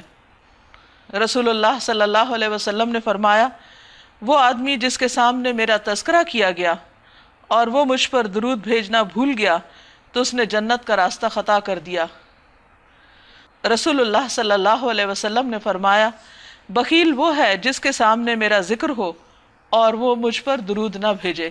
اور جب یہ آیت نازل ہوئی تو صحابہ نے عرض کیا کہ اللہ کے رسول صلی اللہ علیہ وسلم ہمیں یہ تو معلوم ہے آپ پر سلام کیسے بھیجتے ہیں، کیونکہ نماز کے اندر التحیات میں سلام آتا ہے، السلام علیکہ ایھا النبی ورحمۃ اللہ وبرکاتہ، السلام علینا وعلی عباد اللہ الصالحین۔ تو درود کیسے بھیجے؟ اس پر درود ابراہیمی آپ نے صحابہ کرام کو سکھایا جو ہم نماز میں پڑھتے ہیں، لیکن اس کے علاوہ بھی مختصر درود پڑھے جا سکتے ہیں، اور انسان کو اٹھتے بیٹھتے چلتے پھرتے درود شریف پڑھتے رہنا چاہیے، اس سے اللہ کی رحمتیں نازل ہوتی رہتی ہیں۔ پھر فرمایا جو لوگ اللہ اور اس کے رسول کو اذیت دیتے ہیں ان پر دنیا اور آخرت میں اللہ نے لعنت فرمائی ہے اور ان کے لیے رسوا کن عذاب مہیا کر دیا ہے۔ وہ کیا عذاب ہے؟ ایک حدیث سے پتہ چلتا ہے۔ اور جو لوگ مومن مردوں اور عورتوں کو بے قصور اذیت دیتے ہیں انہوں نے ایک بہت بڑے بہتان اور سری گناہ کا وبال اپنے سر لے لیا ہے۔ یعنی ایک طرف تو نیک کام کرے انسان اور دوسری طرف کوئی ایسی حرکت کرے تو اس کی نیکیاں بھی ضائع ہو جاتی ہیں۔ اس لیے انسان کو ایک طرف اچھے کام کرنے چاہیے اور دوسری طرف لوگوں کو دکھ دینے، تکلیف دینے، پریشان کرنے سے پرہیز کرنا چاہیے۔ یزید بن شجرہ کہتے ہیں کہ جہنم میں کنویں ہیں اور ہر کنویں میں سمندر کے ساحل کی طرح ساحل ہے جس میں کیڑے مکوڑے اور بختی اونٹ کی طرح کے سانپ ہیں اور اس میں سیاہ خچروں کی طرح کے بچھو ہیں۔ یہ کیڑے مکوڑے جہنمیوں کو ہونٹوں اور پہلوؤں سے پکڑ لیں گے، پھر ان پر خارش مسلط کر دی جائے گی یہاں تک کہ ان میں سے کوئی ایک ایسی جگہ کو کھجائے گا کہ ہڈی نمودار ہو جائے گی، یعنی خارش کر کر کے۔ اس کو کہا جائے گا کہ یہ اس وجہ سے ہے کہ تو مومنوں کو تکلیف پہنچاتا تھا۔ اور یہاں پر بہتان کی بات خاص طور پر کی گئی کہ ایسا عیب کسی کے اوپر لگانا، ایسا الزام لگانا کہ جو اس انسان نے غلطی کی نہ ہو، قصور کیا ہی نہ ہو، اس کی طرف اس کو منسوب کرنا۔ غیبت وہ ہوتا ہے جو انسان کو کسی ایسے عیب سے متہم کرنا جو اس کے اندر ہو، یعنی اس برائی کا ذکر کرنا جو موجود ہو، اور اگر نہ ہو تو وہ بہتان ہوتا ہے، جس کو ہم عام زبان میں الزام تراشی کہتے ہیں۔ اس سے دوسرے کو اذیت ہوتی ہے اور ایسی اذیت دینے والے خود برے انجام سے دوچار ہوں گے۔ یا ایھا النبی قل لازواجک وبناتک ونساء المؤمنین وَنِسَاءِ الْمُؤْمِنِينَ يُدْنِينَ عَلَيْهِنَّ مِنْ جَلَابِيبِهِنَّ ذَلِكَ أَدْنَىٰ أَنْ يُعْرَفْنَ فَلَا يُؤْذَيْنَ وَكَانَ اللَّهُ غَفُورًا رَحِيمًا۔ اے نبی صلی اللہ علیہ وسلم اپنی بیویوں اور بیٹیوں اور اہل ایمان کی عورتوں سے کہہ دیجئے کہ اپنے اوپر اپنی چادروں کے پلو لٹکا لیا کریں، یہ زیادہ مناسب طریقہ ہے تاکہ وہ پہچان لی جائیں، ستائی نہ جائیں۔ اللہ تعالیٰ غفور الرحیم ہے۔ یہاں اللہ سبحانہ وتعالیٰ نے جب ایک مسلمان عورت کو حجاب کا حکم دیا تو نبی صلی اللہ علیہ وسلم کی زبان سے کہلوایا، خطاب آپ کو کیا، یا ایھا النبی، اے نبی صلی اللہ علیہ وسلم، قل لازواجک، آپ کہیے اپنی بیویوں کو، سب سے پہلے آپ کے گھر والے نمونہ بنے، پھر وبناتک، آپ کی بیٹیوں کو، ونساء المومنین، اور ساری مومن عورتوں کو۔ پیچھے کچھ احکامات تھے جو خاص ازواج مطہرات کو مخاطب کر کے دیے گئے تھے، ان احکامات کو ہم انڈائریکٹلی لیں گے کیونکہ ازواج ہمارے لیے رہنما ہیں، نمونہ ہیں، تو ہم ان کے نمونے کو دیکھیں گے۔ لیکن یہاں پر براہ راست ساری مومن عورتوں کو خطاب کر کے فرمایا جا رہا ہے کہ وہ کیا کریں، یدنین علیہن، اپنے اوپر سے لپیٹ لیں، من جلابیبہن، اپنی چادروں میں سے۔ سورۃ نور میں جو بات کی گئی تھی وہ جسم کے لباس کی تھی جو گھر کے اندر عام طور پر پہنا جاتا ہے، یعنی قمیص شلوار ہو یا کسی بھی ملک کا یا کسی بھی کلچر کے حساب سے جو پہلا ڈریس جو جسم کے ساتھ لگتا ہے، اور پھر اس میں خاص طور پر سینہ ڈھانکنے کی بات تھی۔ یہاں پر گھر سے باہر نکلتے وقت ایک مسلمان عورت کو کس طرح کا لباس پہننا چاہیے اس کی صاف وضاحت کر دی گئی کہ وہ جلباب میں نکلیں۔ جلباب کہتے ہیں بڑی چادر کو، یعنی اس کی قمیص شلوار کے اوپر سے اس کی زیب و زینت ڈھانپنے کے لیے وہ چادر اوڑھیں اور اس کا کچھ حصہ لٹکا بھی لیں، یعنی گھونگھٹ نکال لیں یا کسی بھی طرح اپنے آپ کو مزید کور کریں تاکہ اپنی زینت اور زیب و زینت کو چھپا سکیں۔ یہ طریقہ زیادہ مناسب ہے کہ پہچان لی جائیں کہ یہ ایک مسلمان عورت ہے، یعنی حجاب مسلمان عورت کی آئیڈینٹی ہے، اور وہ ستائی نہ جائیں، کیونکہ اگر ان کا لباس مختصر ہوگا تو دوسرے ان کو بلا وجہ تنگ کریں گے، ان کے اوپر آوازیں کسیں گے یا ان سے کوئی چھیڑ چھاڑ کریں گے۔ تو مسلمان عورت جب اپنے ایک ایسے ڈریس کے اندر ہوگی تو وہ بہت سے فتنوں سے محفوظ ہو جائے گی۔ اللہ تعالیٰ غفور الرحیم ہے، اس لیے اس نے یہ حکم دیا ہے تم کو۔ یہ عورت کے اوپر کوئی ظلم نہیں، کوئی جبر نہیں، کوئی اس کو پریشان نہیں کیا گیا، بلکہ اس کے لیے اس کی عزت و عصمت کی حفاظت کا ذریعہ بنایا گیا۔ اس پر اللہ سبحانہ وتعالیٰ نے ایک رحمت فرمائی، اس کو یہ طریقہ سکھا کر کہ وہ اپنی حفاظت کیسے کرے۔ اگر منافقین اور وہ لوگ جن کے دلوں میں خرابی ہے اور وہ جو مدینہ میں ہیجان انگیز افواہیں پھیلاتے ہیں اپنی حرکتوں سے باز نہ آئے تو ہم ان کے خلاف کارروائی کرنے کے لیے تمہیں اٹھا کھڑا کریں گے، کیونکہ منافقین جو تھے وہ عام طور پر خواتین کو ستاتے تھے اور بھی تنگ کرنے والے کام کر رہے تھے، تو انہیں ایک دھمکی دی جا رہی ہے کہ تم اپنی ایسی باتوں سے اور ایسے پروپیگنڈے سے باز آ جاؤ ورنہ تمہاری شامت آئے گی، پھر وہ اس شہر میں مشکل ہی سے تمہارے ساتھ رہ سکیں گے، ان پر ہر طرف سے لعنت کی بوچھاڑ ہوگی، جہاں کہیں پائے جائیں پکڑے جائیں گے اور بری طرح مارے جائیں گے۔ یہ اللہ کی سنت ہے جو ایسے لوگوں کے معاملے میں پہلے سے چلی آ رہی ہے، اور تم اللہ کی سنت میں کوئی تبدیلی نہ پاؤ گے۔ یعنی اللہ تعالیٰ کا ایک مسلسل ایک طریقہ رہا ہے پچھلی امتوں میں بھی کہ اس قسم کے لوگ مفسد اور جو لوگوں کو تنگ کرنے والے، ستانے والے ہیں، پھر اللہ تعالیٰ ان کو دوسروں کے ذریعے ان کا قلع کما کرواتا ہے تاکہ معاشرے کے اندر ایک امن امان پیدا ہو۔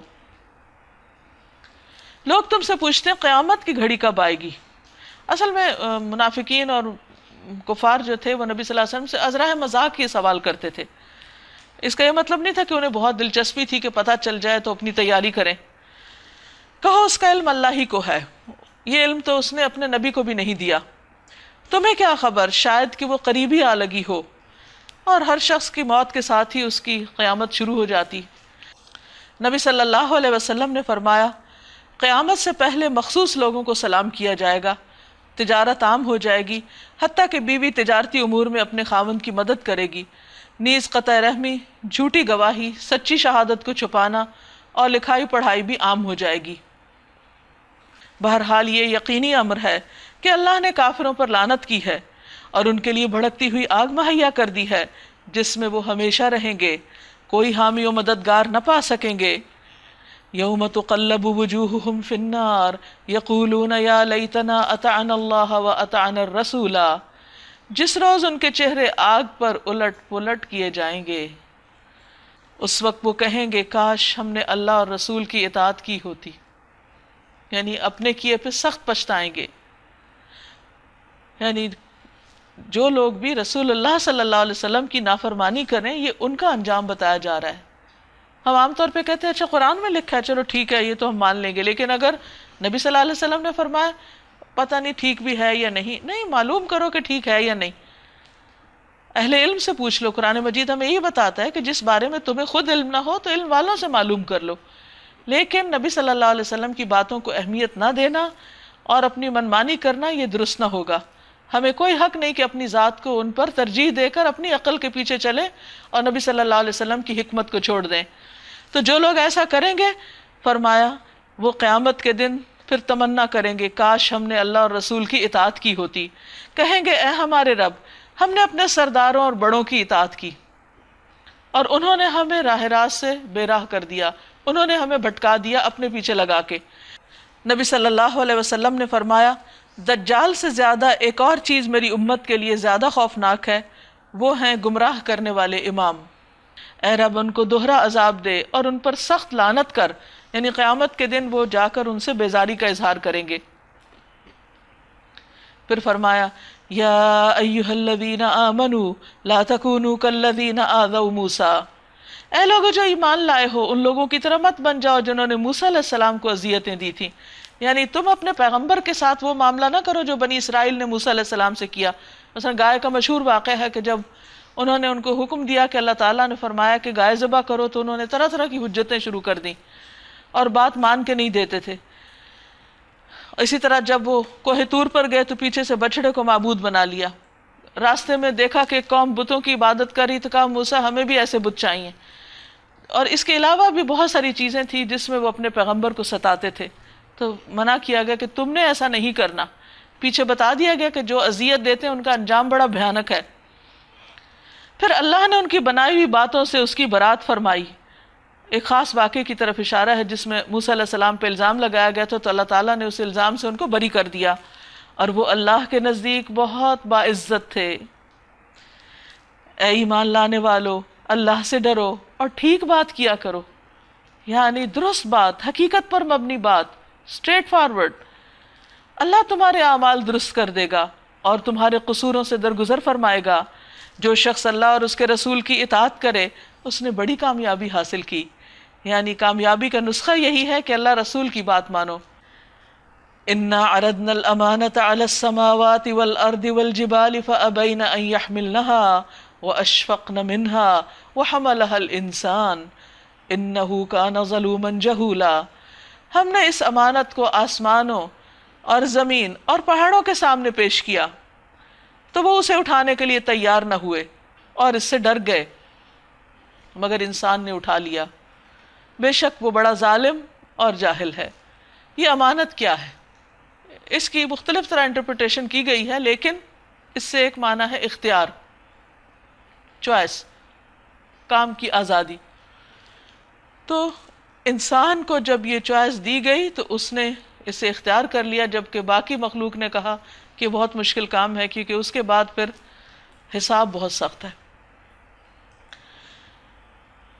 اسی طرح ایک اور روایت میں آتا ہے کہ آدم علیہ السلام پر جب یہ بات پیش کی گئی کہ کیا تم اسے قبول کرتے ہو کہ اگر اچھا کام کرو تو جزا ملے اور برا کرو تو سزا ملے، تو انہوں نے کہا کہ ہاں، جبکہ باقی مخلوق نے اسے قبول نہیں کیا۔ تو یہ دراصل بہت بھاری چیز ہے کہ انسان کے لیے ایک بہت مشکل مرحلہ ہے، کیونکہ عام طور پر نیکیوں سے زیادہ دوسری چیزیں زیادہ ہو جاتی ہیں۔ اس بار امانت کو اٹھانے کا لازمی نتیجہ یہ ہے کہ اللہ منافق مردوں اور عورتوں اور مشرک مردوں اور عورتوں کو سزا دے، کیونکہ وہ پھر اس کے اپنی چوائس یا اختیار کو صحیح استعمال نہیں کر رہے، اور مومن مردوں اور عورتوں کی توبہ قبول کرے، یعنی کہ اچھے کام کرتے ہوئے بھی بھول چوک ہو جاتی ہے تو اللہ تعالیٰ ان کی توبہ قبول کر کے ان کو بہترین جزا دے۔ وَكَانَ اللَّهُ غَفُورًا رَحِيمًا، اور اللہ غفور الرحیم ہے۔ سورۃ سبا، بسم اللہ الرحمن الرحیم، شروع اللہ کے نام سے جو بے انتہا مہربان نہایت رحم فرمانے والا ہے۔ الحمد للہ الذی لہ ما فی السماوات وما فی الارض وَلَهُ الْحَمْدُ فِي الْآخِرَةِ وَهُوَ الْحَكِيمُ الْخَبِيرُ۔ حمد اس خدا کے لیے ہے جو آسمانوں اور زمین کی ہر چیز کا مالک ہے، سب اس کی پراپرٹی، کوئی اور اس میں شریک ہے ہی نہیں۔ اگر ہمارے پاس کچھ ہے تو وہ وقتی طور پر ہے، اور آخرت میں بھی اسی کے لیے حمد ہے، یعنی جس طرح اس دنیا کی ساری نعمتیں اس نے ہمیں عطا کی ہیں تو آخرت میں بھی ہمیں جو کچھ ملے گا وہی دے گا، اس لیے ہمیں اسی کی تعریف کرنی چاہیے۔ وہ دانا اور باخبر ہے جو کچھ زمین میں جاتا ہے، یعنی مرنے کے بعد انسان جاتے ہیں یا پانی جاتا ہے یا جو بھی گرتا ہے وہ نیچے ہی زمین میں چلا جاتا ہے، اور جو کچھ اس سے نکلتا ہے جیسے پودے وغیرہ نکلتے ہیں، اور جو کچھ آسمان سے اترتا ہے جیسے بارش وغیرہ، اور جو اس میں چڑھتا ہے جیسے بادل وغیرہ یا انسانوں کے اعمال چڑھتے ہیں اوپر، ہر چیز کو وہ جانتا ہے۔ یعنی جو کچھ کائنات کے اندر چینجز آ رہی ہیں، تبدیلیاں ہو رہی ہیں، حرکات ہو رہی، سب اس کے علم میں، اس کا علم ہر چیز پہ چھایا ہوا ہے۔ وہ رحیم اور غفور ہے۔ منکرین کہتے ہیں کیا بات ہے کہ قیامت ہم پہ نہیں آ رہی؟ یعنی انسان کو زندگی کی دعا کرنی چاہیے، کچھ کام کرنے کے لیے مہلت مانگنی چاہیے، نہ کہ موت اور قیامت یہ کوئی مانگنے کی چیز تھی۔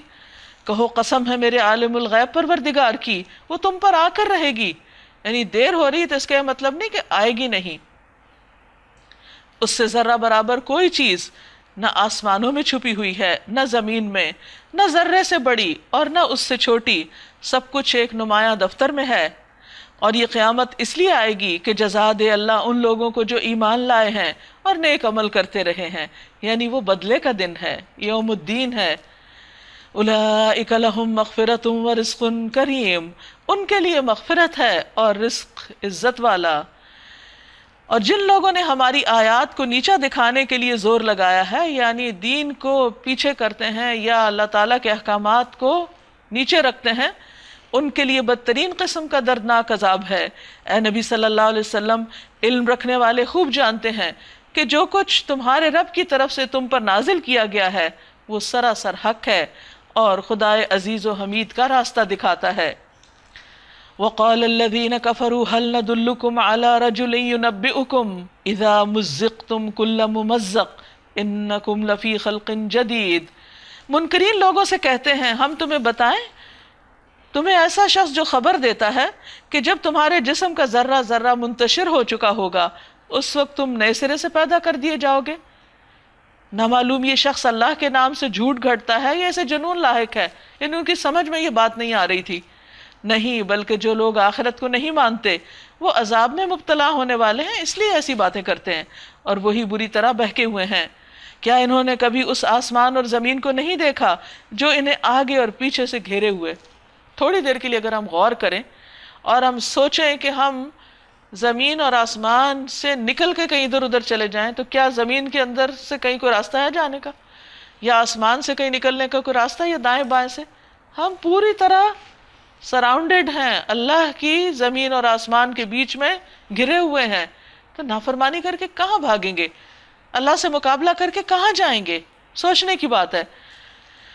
ہم چاہیں تو انہیں زمین میں دھنسا دیں یا آسمان کے کچھ ٹکڑے ان پر گرا دیں، در حقیقت اس میں ایک نشانی ہے ہر اس بندے کے لیے جو اللہ کی طرف رجوع کرنے والا ہو۔ اب یہاں سے داؤد علیہ السلام کا ذکر شروع ہوگا، جو اللہ سبحانہ و تعالیٰ کی طرف بہت زیادہ رجوع کرنے والے تھے۔ ایک دن روزہ رکھتے اور ایک دن نہیں رکھتے تھے، اور رات کا ایک حصہ عبادت کرتے پھر سو جاتے پھر اٹھتے تھے، یعنی پہلا حصہ سو جاتے پھر عبادت کرتے پھر سو جاتے پھر اٹھتے، یعنی ہر حال میں وہ اللہ کی طرف رجوع کرنے والے بندے تھے۔ ہم نے داؤد علیہ السلام کو اپنے ہاں سے بڑا فضل عطا کیا تھا، بہت سی نعمتوں سے نوازا تھا۔ ہم نے حکم دیا کہ اے پہاڑو اس کے ساتھ ہم آہنگی کرو، اور یہی حکم ہم نے پرندوں کو دیا، یعنی جب وہ اللہ کا ذکر کرتے، تسبیح کرتے، پہاڑ گونج اٹھتے، پرندے ان کے سر پہ آ کے ان کی تسبیح میں شریک ہو جاتے۔ اور اتنی نعمتیں پانے کے باوجود وہ حد درجہ شکر گزار تھے. ہم نے لوہے کو اس کے لیے نرم کر دیا اس ہدایت کے ساتھ کہ زرہیں بنا اور ان کے حلقے ٹھیک اندازے پر رکھ. زبردست قسم کا ہنر ان کو عطا کیا گیا تھا. اور آپ دیکھیے کہ جو شخص یا جو قوم لوہے کے ساتھ کچھ بنا سکتی ہو، جس کے پاس سٹیل انڈسٹری ہو، وہ دنیا کی پاورفل قوم ہوتی ہے. داؤد علیہ السلام کے ہاتھوں میں اللہ نے لوہا اس طرح موم کر دیا تھا جیسے گندا ہوا آٹا ہو، اور اس سے وہ باریک قسم کی تاریں بنا کے اس سے وہ یہ زرہیں اور یہ لباس بنا رہے تھے کہ جس میں سے ہر چیز بالکل بیلنس تھی، کہ وہ پھر ذرا ٹوٹتی نہیں تھی. اس کے حلقے خاص طور پر ٹھیک ٹھیک اندازے پر رکھتے تھے. فرمایا وَعَمَلُوا صَالِحًا، اور نیک عمل کرو، انی بما تعملون بصیر، جو کچھ تم کرتے ہو میں اس کو دیکھ رہا ہوں.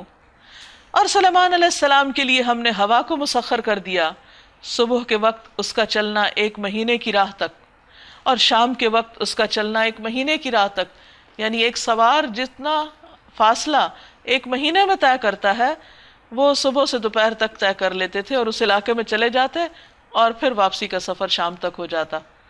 اور اس طرح ان کے لیے اللہ نے فاصلے سمیٹ دیے تھے.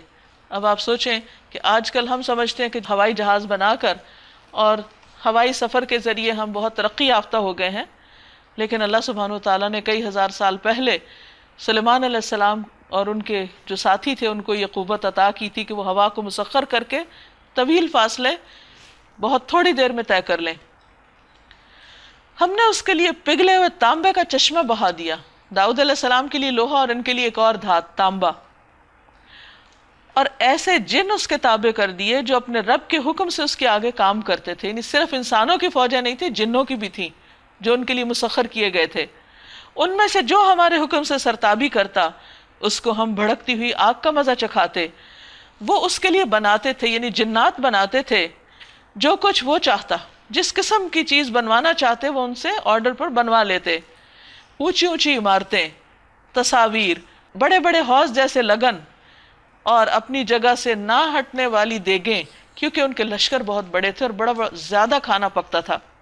تو اللہ سبحانہ و تعالیٰ نے اسی کے مطابق ان کو اسباب بھی عطا کیے اور اس میں ان کے لیے بہت سہولت رکھی. فرمایا اعملوا آل داود شکرا، اے آل داؤد عمل کرو شکر کے طریقے پر، یعنی شکر گزار بندوں کی طرح کام کرو جو نعمت دینے والے کا صرف زبان سے ہی شکریہ ادا نہیں کرتا بلکہ دل سے بھی احسان مانتا ہے اور عمل بھی اس کی مرضی کے مطابق کرتا ہے. وَقَلِيلٌ مِّنْ عِبَادِيَ الشَّكُورُ، اور میرے بندوں میں بہت تھوڑے ہیں جو شکر گزار ہیں. یہ اللہ سبحانہ وتعالیٰ کا شکوہ ہے اپنے بندوں سے. دن رات نعمتیں لیتے ہیں، ہم سو بھی رہے ہوتے ہیں تو سہولت سے سانس لے رہے ہوتے ہیں، آکسیجن اندر لے جا رہے ہوتے ہیں اور کاربن ڈائی آکسائڈ باہر آ رہی ہوتی ہے، اور ہم آرام سے سو رہے ہوتے ہیں، ہمارا دل دھڑک رہا ہوتا ہے اور غذا ہمارے اندر ہماری ضروریات پوری کر رہی ہوتی ہے. یہ سب کچھ پا کر بھی اور اس کے علاوہ بھی ان گنت نعمتیں، بندے اللہ ہی کو بھول جاتے ہیں. نہ سوتے وقت اس کا شکر ادا کرتے ہیں، نہ اٹھ کے ادا کرتے ہیں، اور نہ دن کے کام کاج میں اس کا ذکر کرتے ہیں.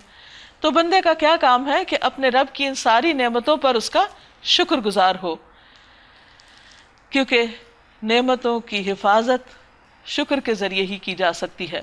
ابو ہریرہ رضی اللہ عنہ سے روایت ہے کہ رسول اللہ صلی اللہ علیہ وسلم نے فرمایا، اے ابو ہریرہ تم پرہیزگار بن جاؤ، سب سے زیادہ عبادت گزار ہو جاؤ گے، اور قناعت کرو، سب سے زیادہ شکر گزار ہو جاؤ گے. پھر جب سلیمان علیہ السلام پر ہم نے موت کا فیصلہ نافذ کیا تو جنوں کو اس کی موت کا پتہ دینے والی کوئی چیز اس گھن کے سوا نہ تھی جو اس کے عصا کو کھا رہا تھا.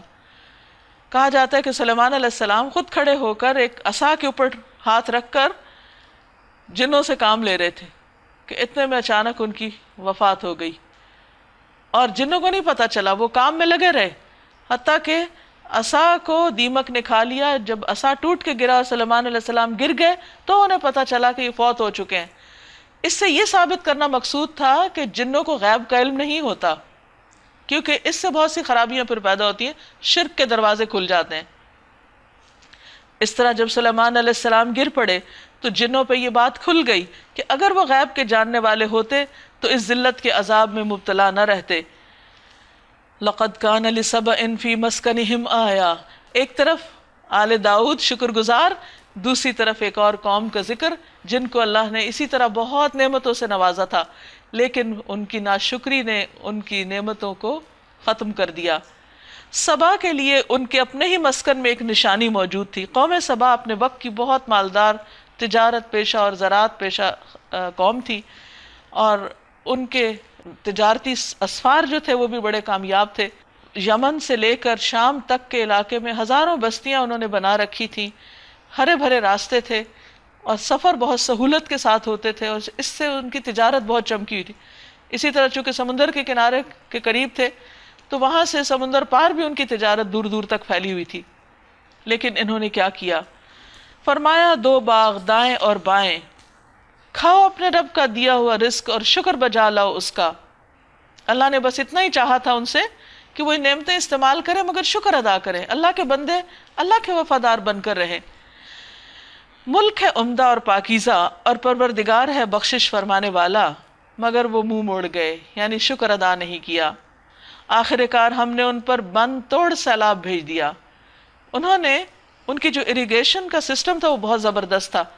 کہتے ہیں کہ پہاڑوں میں گھرے ہوئے شہر تھے، پہاڑوں سے چشمے اور ندی نالے بہہ کے آتے، تو اس پانی کو روکنے کے لیے انہوں نے بند باندھے ہوئے تھے کہ وہ ضائع نہ ہو، اور اس طرح ان کی زراعت جو تھی وہ بہت عروج پر تھی۔ لیکن انہوں نے جب اللہ کی نافرمانیاں کی، ناشکری کی، تو وہی پانی جو ان کے کھیت سیراب کرتا تھا، ان کے لیے رزق اور خوشحالی کا ذریعہ تھا، اسی پانی سے ایسا سیلاب آیا جب بند ٹوٹا کہ ان کی زمین کے اوپر سے جو زرخیز مٹی تھی وہ ساری بہہ گئی، اور پیچھے جو زمین رہ گئی وہ کچھ اگانے کے قابل نہ تھی۔ اور ان کے پچھلے 2 باغوں کی جگہ 2 اور باغ انہیں دیے جن میں کڑوے کو سیلے پھل اور جھاؤ کے درخت تھے، یعنی وہ زراعت کے قابل زمین نہ رہی۔ اور کچھ تھوڑی سی بیریاں، یہ تھا ان کے کفر کا بدلہ، ناشکری کا بدلہ جو ہم نے ان کو دیا۔ دنیا میں اللہ نے نشانی دکھا دی۔ کہتے ہیں کہ 1000 سال تک یہ قوم بہت ترقی پر رہی، بہت عروج پر رہی، لیکن پھر انجام یہ ہوا۔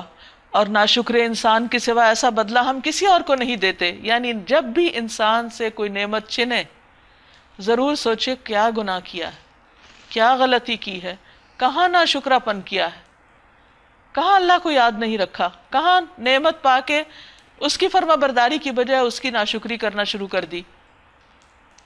اور ہم نے ان کے اور ان بستیوں کے درمیان جن کو ہم نے برکت عطا کی تھی نمایاں بستیاں بسا دیں، اور اس میں سفر کی مسافتیں ایک اندازے پر رکھ دیں۔ یعنی ان لوگوں کو پورا ایک ان کا جو سفر تھا اس میں ہر مناسب فاصلے پر ایک ایک بستی ہوتی تھی، جس میں ان کے امن امان کے بھی سسٹم موجود تھے، اور اس کے علاوہ کھانے پینے کی بھی سہولتیں تھیں، اور سفر سارا ہی بہت خوشگوار ہوتا تھا۔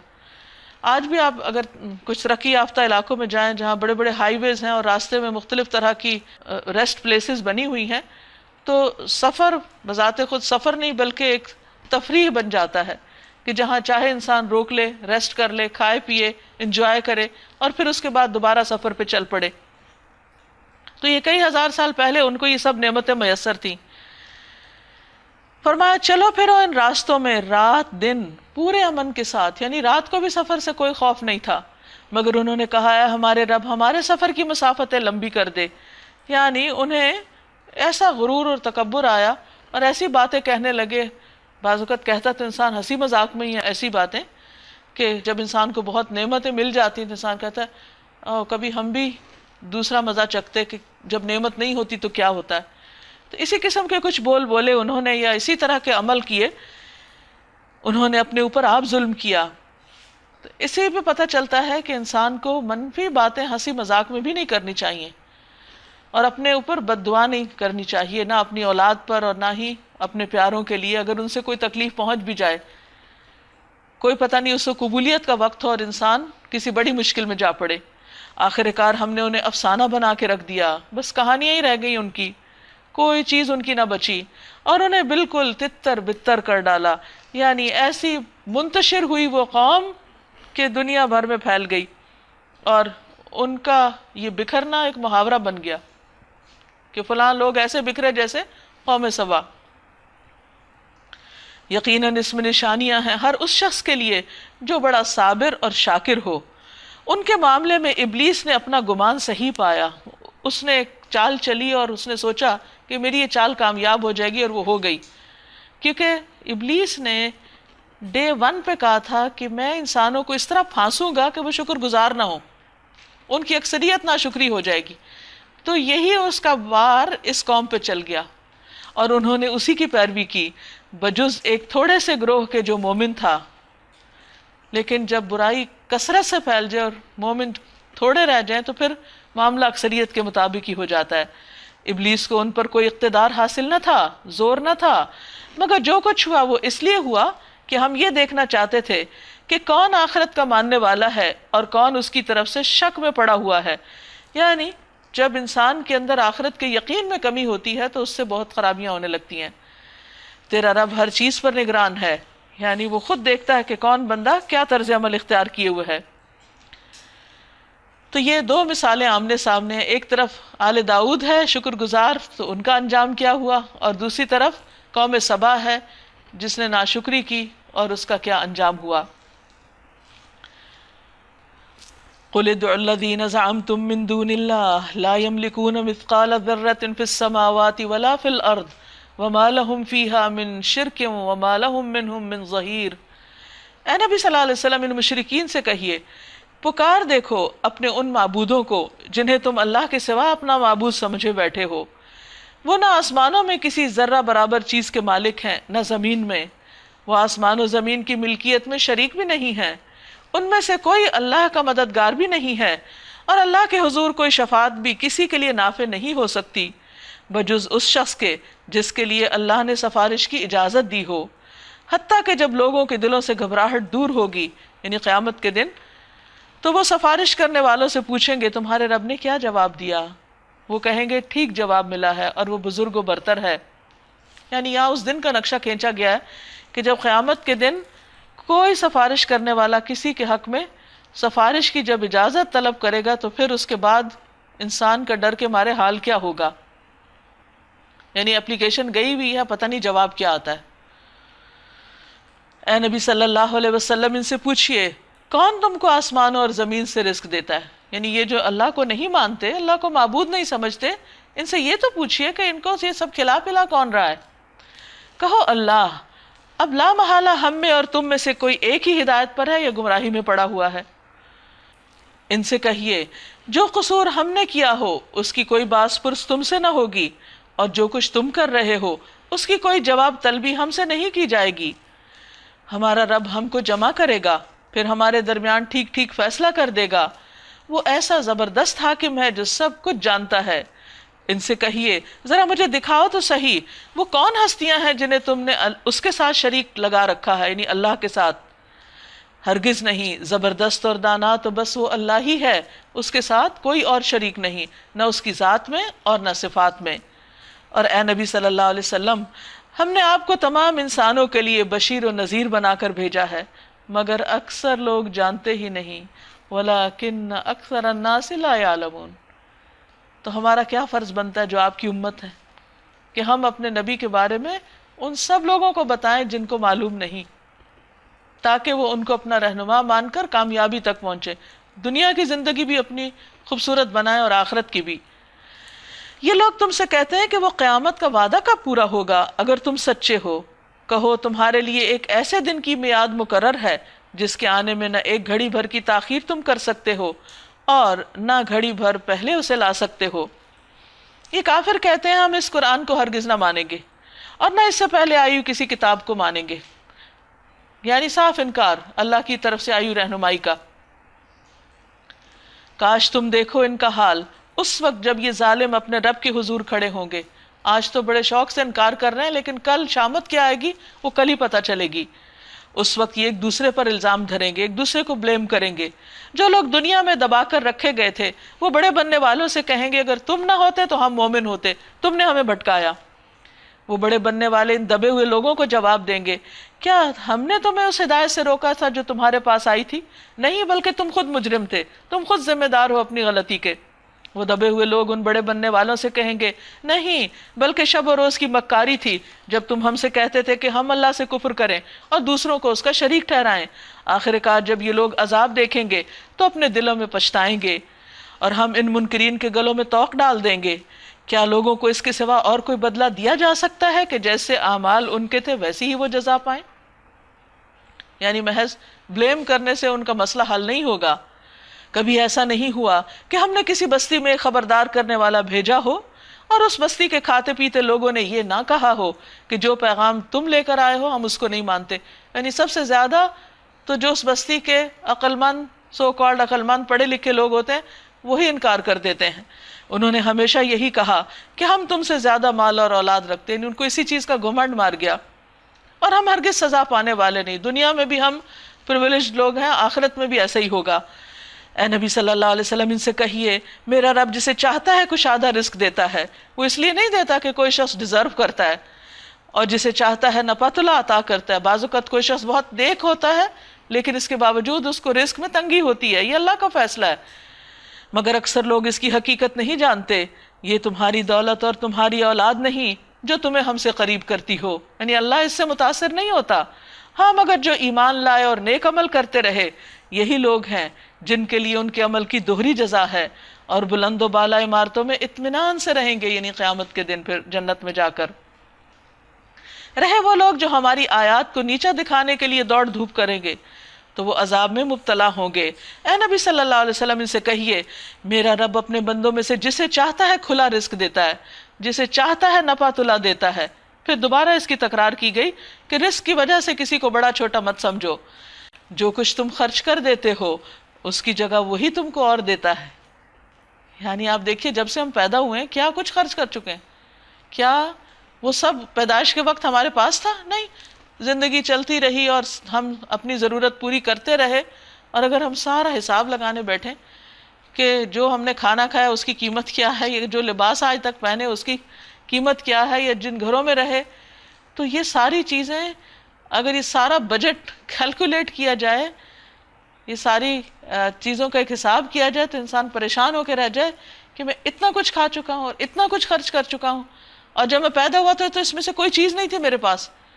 تو یہ اللہ کا ایک طریقہ ہے کہ انسان استعمال کرتا جاتا ہے، چلتا جاتا ہے، اور آگے اللہ تعالیٰ اور دروازے اس کے لیے کھولتا جاتا ہے. اور وہ سب رازقوں سے بہتر رازق ہے. اور جس دن وہ تمام انسانوں کو جمع کرے گا پھر فرشتوں سے پوچھے گا کیا یہ لوگ تمہاری ہی عبادت کرتے تھے؟ تو وہ جواب دیں گے پاک ہے آپ کی ذات، انت ولینا من دونہم، ہمارا تعلق تو آپ سے ہے نہ کہ ان لوگوں سے. دراصل یہ ہماری نہیں بلکہ جنوں کی عبادت کرتے تھے، ان میں سے اکثر انہی پر ایمان لائے ہوئے تھے. ہم اس وقت کہیں گے کہ آج تم میں سے کوئی نہ کسی کو فائدہ پہنچا سکتا ہے نہ نقصان، اور ظالموں سے ہم کہہ دیں گے کہ چکھو اب اس عذاب کا مزہ جسے تم جھٹلایا کرتے تھے. ان لوگوں کو جب ہماری صاف صاف آیات سنائی جاتی ہیں تو کہتے ہیں کہ یہ شخص تو بس یہ چاہتا ہے کہ تم کو تمہارے ان معبودوں سے برگشتہ کر دے جن کی عبادت تمہارے باپ دادا کیا کرتے تھے، اور کہتے ہیں کہ یہ قرآن محض ایک جھوٹ گڑا ہوا ہے. ان کافروں کے سامنے جب حق آیا تو انہوں نے کہہ دیا کہ یہ تو سری جادو ہے. یعنی ان کے سارے جو قول اقوال ہیں وہ بیان کیے جا رہے ہیں کہ ان کے بلیفز کیا ہیں اور یہ کیا سمجھتے ہیں، ان کی عقل کہاں خطا کھا رہی. حالانکہ ہم نے ان لوگوں کو پہلے کوئی کتاب نہیں دی تھی کہ اسے پڑھتے ہوں، اور نہ تم سے پہلے ان کی طرف کوئی خبردار کرنے والا بھیجا تھا. ان سے پہلے گزرے ہوئے لوگ جھٹلا چکے، جو کچھ ہم نے ان کو دیا تھا اس کے عشر اشیر کو بھی یہ نہیں پہنچے. یعنی ان کے پاس وہ مال و دولت نہیں جو قوم سبا کے پاس تھی مثلا. مگر جب انہوں نے میرے رسولوں کو جھٹلایا تو دیکھ لو کہ میری سزا کیسی سخت تھی. اے نبی صلی اللہ علیہ وسلم ان سے کہیے میں تمہیں بس ایک بات کی نصیحت کرتا ہوں، خدا کے لیے تم اکیلے اکیلے دو دو مل کر اپنا دماغ لڑاؤ اور سوچو. یعنی زیادہ لوگوں کی بات نہیں کی، اکیلے اور پھر دو، کیونکہ جتنے زیادہ لوگ ہو جاتے ہیں پھر بات کہیں سے کہیں چلی جاتی، فوکس نہیں رہتا. اور سوچو تمہارے صاحب میں آخر کون سی ایسی بات ہے جو جنون کی ہو؟ وہ تو ایک سخت عذاب کی آمد سے پہلے تمہیں متنبہ کرنے والا ہے. ان سے کہیے اگر میں نے تم سے کوئی اجر مانگا ہے تو تمہیں کو مبارک. یعنی میں اپنے اس تبلیغ کے کام پر تم سے کوئی صلہ نہیں چاہتا، میرا اجر تو اللہ کے ذمہ ہے اور وہ ہر چیز پر گواہ ہے. ان سے کہیے میرا رب مجھ پر حق کا القاء کرتا ہے اور وہ تمام پوشیدہ حقیقتوں کا جاننے والا ہے. کہو حق آ گیا اور اب باطل کے کیے کچھ نہیں ہو سکتا. کہو اگر میں گمراہ ہو گیا ہوں تو میری گمراہی کا وبال مجھ پر ہے، اور اگر میں ہدایت پر ہوں تو اس وحی کی بنا پر ہوں جو میرا رب میرے اوپر نازل کرتا ہے. وہ سب کچھ سنتا اور قریب ہے سمیع قریب۔ کاش تم دیکھو انہیں اس وقت جب یہ لوگ گھبرائے پھر رہے ہوں گے اور کہیں بچ کر نہ جا سکیں گے، بلکہ قریب ہی سے پکڑ لیے جائیں گے۔ اس وقت یہ کہیں گے کہ ہم اس پر ایمان لے آئے، حالانکہ اب دور نکلی ہوئی چیز کہاں ہاتھ آ سکتی ہے، یعنی موقع گزر گیا۔ اب اس سے پہلے یہ کفر کر چکے تھے اور بلا تحقیق دور دور کی کوڑیاں لاتے تھے، یعنی اپنے وہم و گمان سے باتیں کرتے تھے اور ان پہ جمے ہوئے تھے۔ اس وقت جس چیز کی یہ تمنا کر رہے ہوں گے اس سے محروم کر دیے جائیں گے، جس طرح ان کے پیش رو ہم مشرب محروم ہو چکے ہوں گے۔ انہم کانوا فی شک مریب، یہ بڑے گمراہ کن شک میں پڑے ہوئے تھے جو ان کو بے چین کیے ہوئے تھا۔ سورۃ فاطر۔ بسم اللہ الرحمن الرحیم، شروع اللہ کے نام سے جو بے انتہا مہربان نہایت رحم فرمانے والا ہے۔ الحمد للہ فاطر السماوات والارض جاعل الملائکۃ رسلا رسلا اولی اجنحۃ مثنی وثلاث ورباع یزید فی الخلق ما یشاء ان اللہ علی کل شیء قدیر۔ تعریف اللہ ہی کے لیے ہے جو آسمانوں اور زمین کا بنانے والا اور فرشتوں کو پیغام رساں مقرر کرنے والا ہے۔ یعنی اللہ سبحانہ وتعالیٰ نے اپنے بندوں کی ہدایت کے لیے جو پیغام بھیجا ہے وہ فرشتوں کے ذریعے بھیجا ہے، اور ان فرشتوں کو خاص پاورز عطا کی ہیں۔ ایسے فرشتے جن کے 2 2 3 3 اور 4 4 بازو ہیں، وہ اپنی مخلوق کی ساخت میں جیسا چاہتا ہے اضافہ کرتا ہے۔ حضرت جبریل علیہ السلام کو جب آپ صلی اللہ علیہ وسلم نے دیکھا تو ان کے 600 پر تھے۔ زمزم کے کنویں کے بارے میں آتا ہے کہ فرشتے نے اپنی ایڑی یا بازو سے زمین میں گڑھا کر دیا، جس سے وہاں سے پانی ابل آیا۔ یقیناً اللہ ہر چیز پر قادر ہے۔ اللہ جس رحمت کا دروازہ بھی لوگوں کے لیے کھول دے اسے کوئی روکنے والا نہیں، اور جسے وہ بند کر دے اسے اللہ کے بعد پھر کوئی دوسرا کھولنے والا نہیں۔ اس لیے اللہ کو چھوڑ کے کسی اور کے پاس جانے کی بھی ضرورت نہیں۔ سارے اختیارات کا مالک صرف اللہ ہے۔ وہی رزق دیتا ہے، وہی اولاد دیتا ہے، وہی مشکلیں آسان کرتا ہے۔ اس لیے بندے کو ہر حال میں براہ راست ڈائریکٹ اس کی طرف جانا چاہیے۔ وہ زبردست اور حکیم ہے۔ لوگو تم پر جو اللہ کے احسانات ہیں انہیں یاد رکھو۔ کیا اللہ کے سوا کوئی اور خالق بھی ہے جو تمہیں آسمان اور زمین سے رزق دیتا ہو؟ یعنی اگر اللہ تعالیٰ تمہاری فصلوں کو نہ اگنے دے تو کسی میں طاقت نہیں کہ وہ اگا سکے۔ اب جن علاقوں میں قحط آتا ہے تو یہ بھی ایک نشانی ہے نا، اللہ تعالیٰ وہاں نہیں اگاتے، نہیں بارش بھیجتے، ساری دنیا میں مل کے وہاں کچھ نہیں اگا سکتی۔ کوئی معبود اس کے سوا نہیں۔ آخر تم کہاں سے دھوکہ کھا رہے ہو؟ کون تمہیں بہکا رہا ہے؟ اب اگر اے نبی صلی اللہ علیہ وسلم یہ لوگ آپ کو جھٹلاتے ہیں تو یہ کوئی نئی بات نہیں، آپ سے پہلے بھی بہت سے رسول جھٹلائے جا چکے ہیں، اور سارے معاملات آخر کار اللہ ہی کی طرف رجوع ہونے والے ہیں۔ یعنی فیصلہ لوگوں کے ہاتھوں میں نہیں کہ اگر یہ جھٹلائیں گے تو یہ کوئی نقصان دیں گے، فیصلہ تو اللہ کے پاس ہے اور وہ ان کو پوچھے گا اور پکڑے گا۔ یا ایہا الناس، اے لوگو، ان وعد اللہ حق، بے شک اللہ کا وعدہ سچا ہے، برحق ہے، یعنی آخرت کا وعدہ۔ فلا تغرنکم الحیات الدنیا، تمہیں دنیا کی زندگی دھوکے میں نہ ڈالے۔ دنیا کی زندگی کا دھوکہ کیا ہے کہ انسان یہ سمجھتا ہے کہ شاید یہ جو کچھ وہ انجوائے کر رہا ہے یا رہ رہا ہے، کھا پی رہا ہے، سوتا ہے، اٹھتا ہے، جاگتا ہے، یہ سلسلہ شاید ہمیشہ چلتا رہے اور پھر ختم ہو جائے گا انسان اور آئندہ کوئی حساب کتاب نہیں۔ یہ مت سمجھنا۔ اور نہ وہ بڑا دھوکے باز یعنی شیطان تمہیں اللہ کے بارے میں کوئی دھوکہ دینے پائے کہ تم اللہ کی بات نہ مانو۔ در حقیقت شیطان تمہارا دشمن ہے، اس لیے اب تم اسے اپنا دشمن ہی سمجھو۔ تو انسان دشمن کی بات کبھی نہیں مانتا، تو اس کی بات بھی نہ مانو۔ وہ تو اپنے پیروکاروں کو اپنی راہ پر اس لیے بلا رہا ہے کہ وہ دوزخیوں میں شامل ہو جائیں، یعنی اس کی بات ماننے کا مطلب یہ ہے کہ انجام بھی پھر اسی کے ساتھ ہو۔ جو لوگ کفر کریں گے ان کے لیے سخت عذاب ہے، اور جو ایمان لائیں گے اور نیک عمل کریں گے ان کے لیے مغفرت اور بڑا اجر ہے۔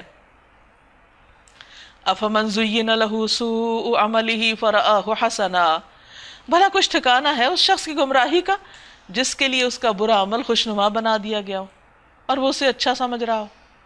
ایسا شخص کیسے ہدایت پا سکتا ہے جو برائی کو اچھا سمجھے، اپنی غلطی کو غلطی نہ مانے؟ حقیقت یہ ہے کہ اللہ جسے چاہتا ہے گمراہی میں ڈال دیتا ہے اور جسے چاہتا ہے راہ راست دکھا دیتا ہے۔ یعنی ایسے لوگوں کو پھر ہدایت نہیں ملتی جو برائی کو اچھا سمجھیں، اپنی غلطیوں پر خوش ہوں. بس خواہ میں آپ کی جان ان لوگوں کی خاطر غم اور افسوس میں نہ گھلے. جو کچھ یہ کر رہے ہیں اللہ اس کو خوب جانتا ہے. وہ اللہ ہی تو ہے جو ہواؤں کو بھیجتا ہے، پھر وہ بادل اٹھاتی ہیں، پھر ہم اسے ایک اجاڑ علاقے کی طرف لے جاتے ہیں اور اسی زمین کو جلا اٹھاتے ہیں جو مری پڑی تھی، سوکھی تھی، قحط زدہ تھی. مرے ہوئے انسانوں کا جی اٹھنا بھی اسی طرح ہوگا. جیسے صحرا پہ بارش پڑے تو ایک دم وہاں پر ہر طرف گرینری ہو جاتی ہے، تو ایسے ہی قیامت کے دن مٹی کے اندر ملے ہوئے انسانوں کے جسم دوبارہ اٹھ جائیں گے. من کان یرید العزت فللہ العزت جمیعا. جو کوئی عزت چاہتا ہو اسے معلوم ہونا چاہیے کہ عزت ساری کی ساری اللہ کی ہے.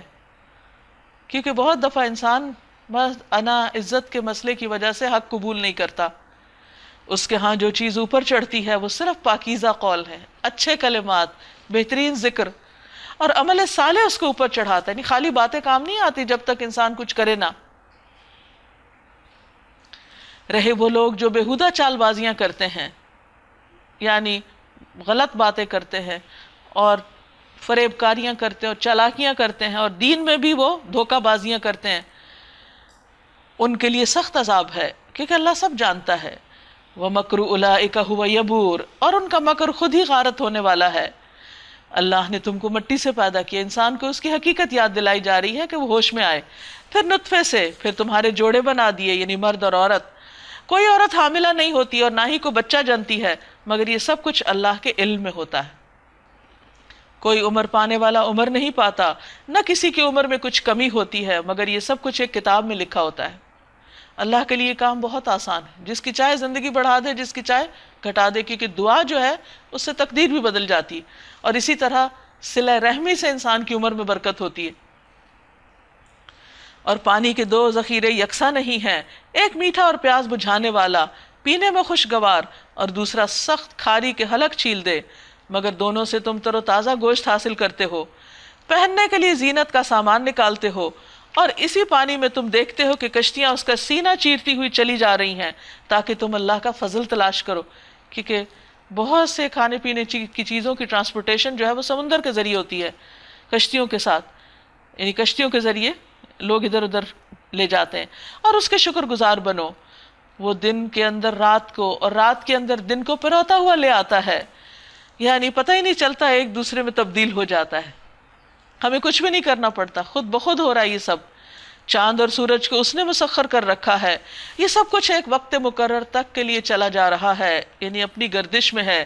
وہی اللہ جس کے یہ سارے کام ہیں تمہارا رب ہے، بادشاہی اسی کی ہے. اسے چھوڑ کر جن دوسروں کو تم پکارتے ہو وہ ایک پر ایک کاہ کے مالک بھی نہیں ہے. انہیں پکارو تو وہ تمہاری دعا سن نہیں سکتے، سن لیں تو تمہیں کوئی جواب نہیں دے سکتے. اور قیامت کے روز وہ تمہارے شرک کا انکار کر دیں گے. یعنی وہاں جا کر کہیں گے کہ ہم نے کب کہا تھا کہ ہم سے کچھ مانگو، اور ہم نے کیا کب کہا تھا کہ ہم تمہاری دعائیں سننے والے ہیں یا تمہارے غم بانٹنے والے ہیں. حقیقت حال کی ایسی صحیح خبر تمہیں خبردار کے سوا کوئی نہیں دے سکتا. یعنی اللہ تعالیٰ نے خود ہی بتا دیا کہ غیر اللہ سے مانگنے میں تمہیں کوئی فائدہ نہیں.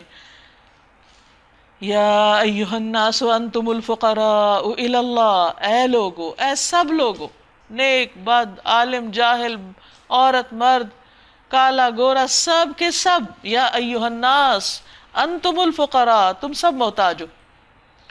سوچئے ذرا کہ کبھی کسی نیک سے نیک شخص نے یہ کہا کہ میں بہت نیک ہوں، مجھے مزید نیکی کی ضرورت نہیں، یا مجھے اللہ کی رحمت کی ضرورت نہیں، میں تو خود ہی اپنی ذات میں بہت کچھ ہوں.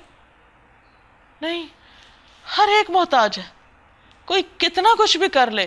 فرشتے جو دن رات اللہ کے حضور جھکے رہتے ہیں قیامت کے دن کہیں گے یا اللہ ہم نے تیری عبادت کا حق نہیں ادا کیا، ما عبدناک حق عبادتک.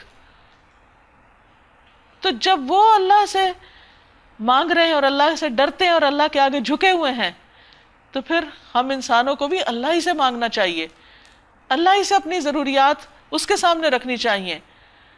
اور اللہ تو غنی اور حمید ہے. وہ ایک ذات ایسی ہے کہ جس کو کسی چیز کی ضرورت نہیں، نہ کسی کی عبادت کی، نہ کسی کے صدقہ خیرات کی، اور نہ کسی اور چیز کی.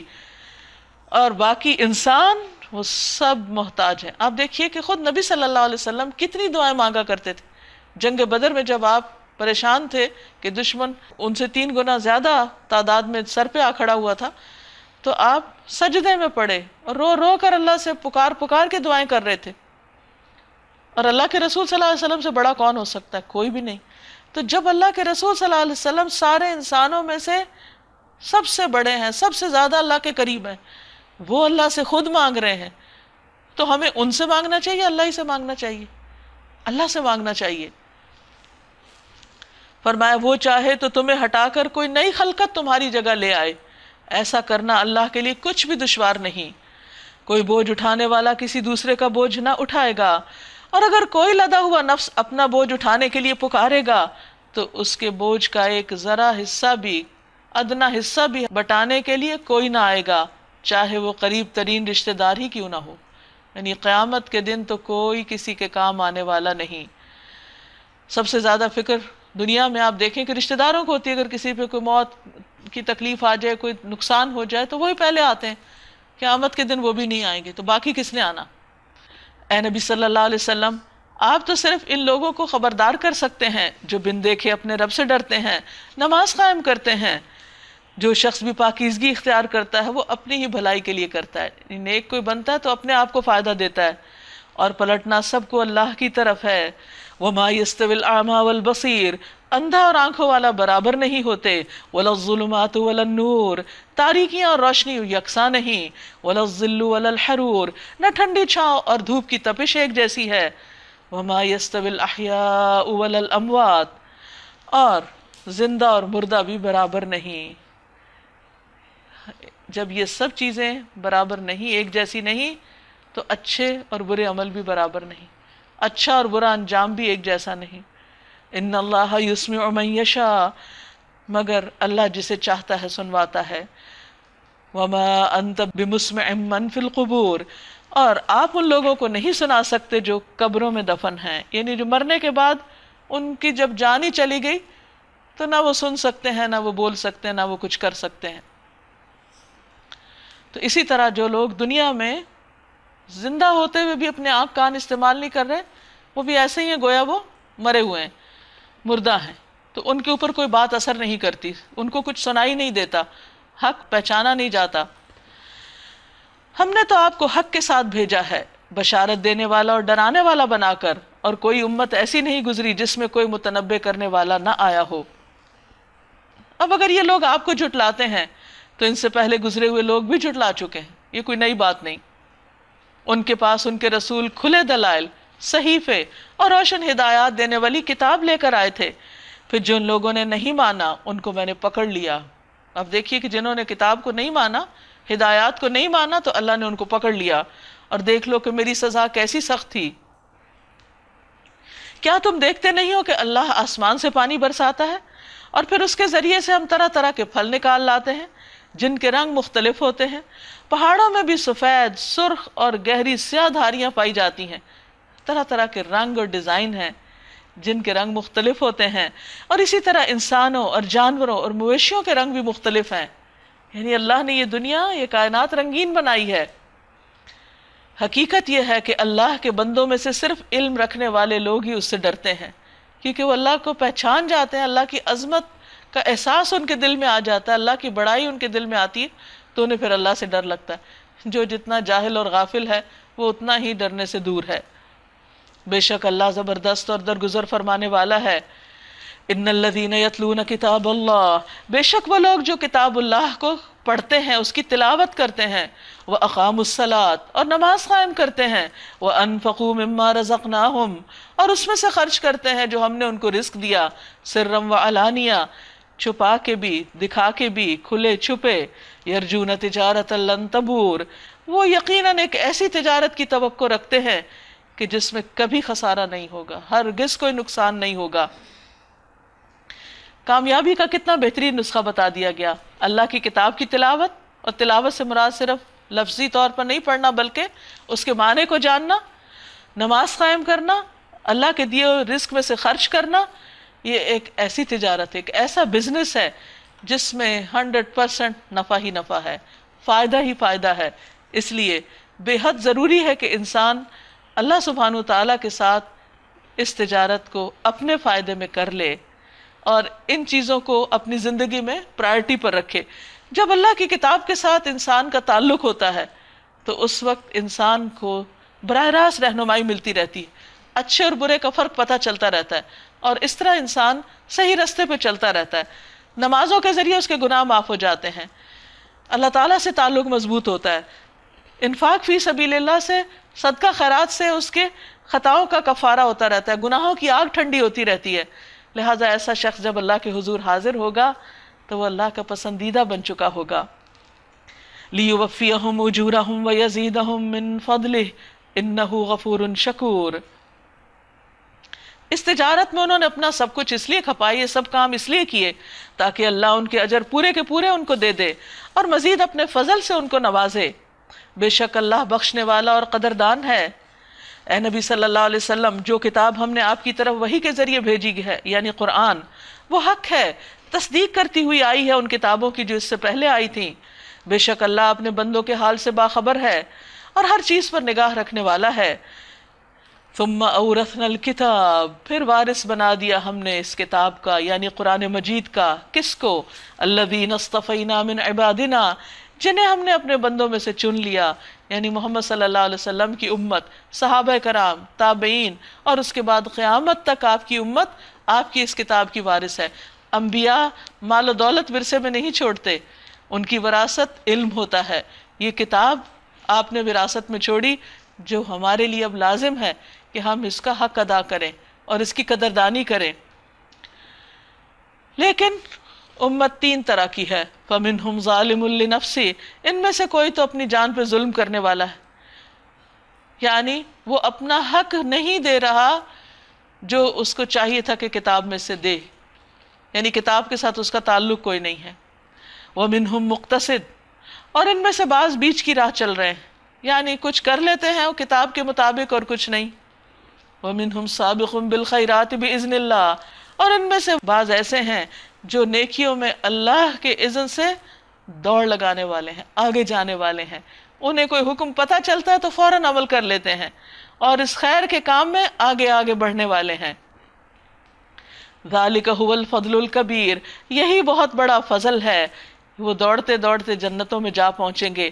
جنات عدن يدخلونها، عدن کے باغ جن میں وہ داخل ہوں گے، یحلون فیہا من اساور من ذہب ولؤلؤا، وہاں انہیں سونے کے کنگنوں اور موتیوں سے آراستہ کیا جائے گا۔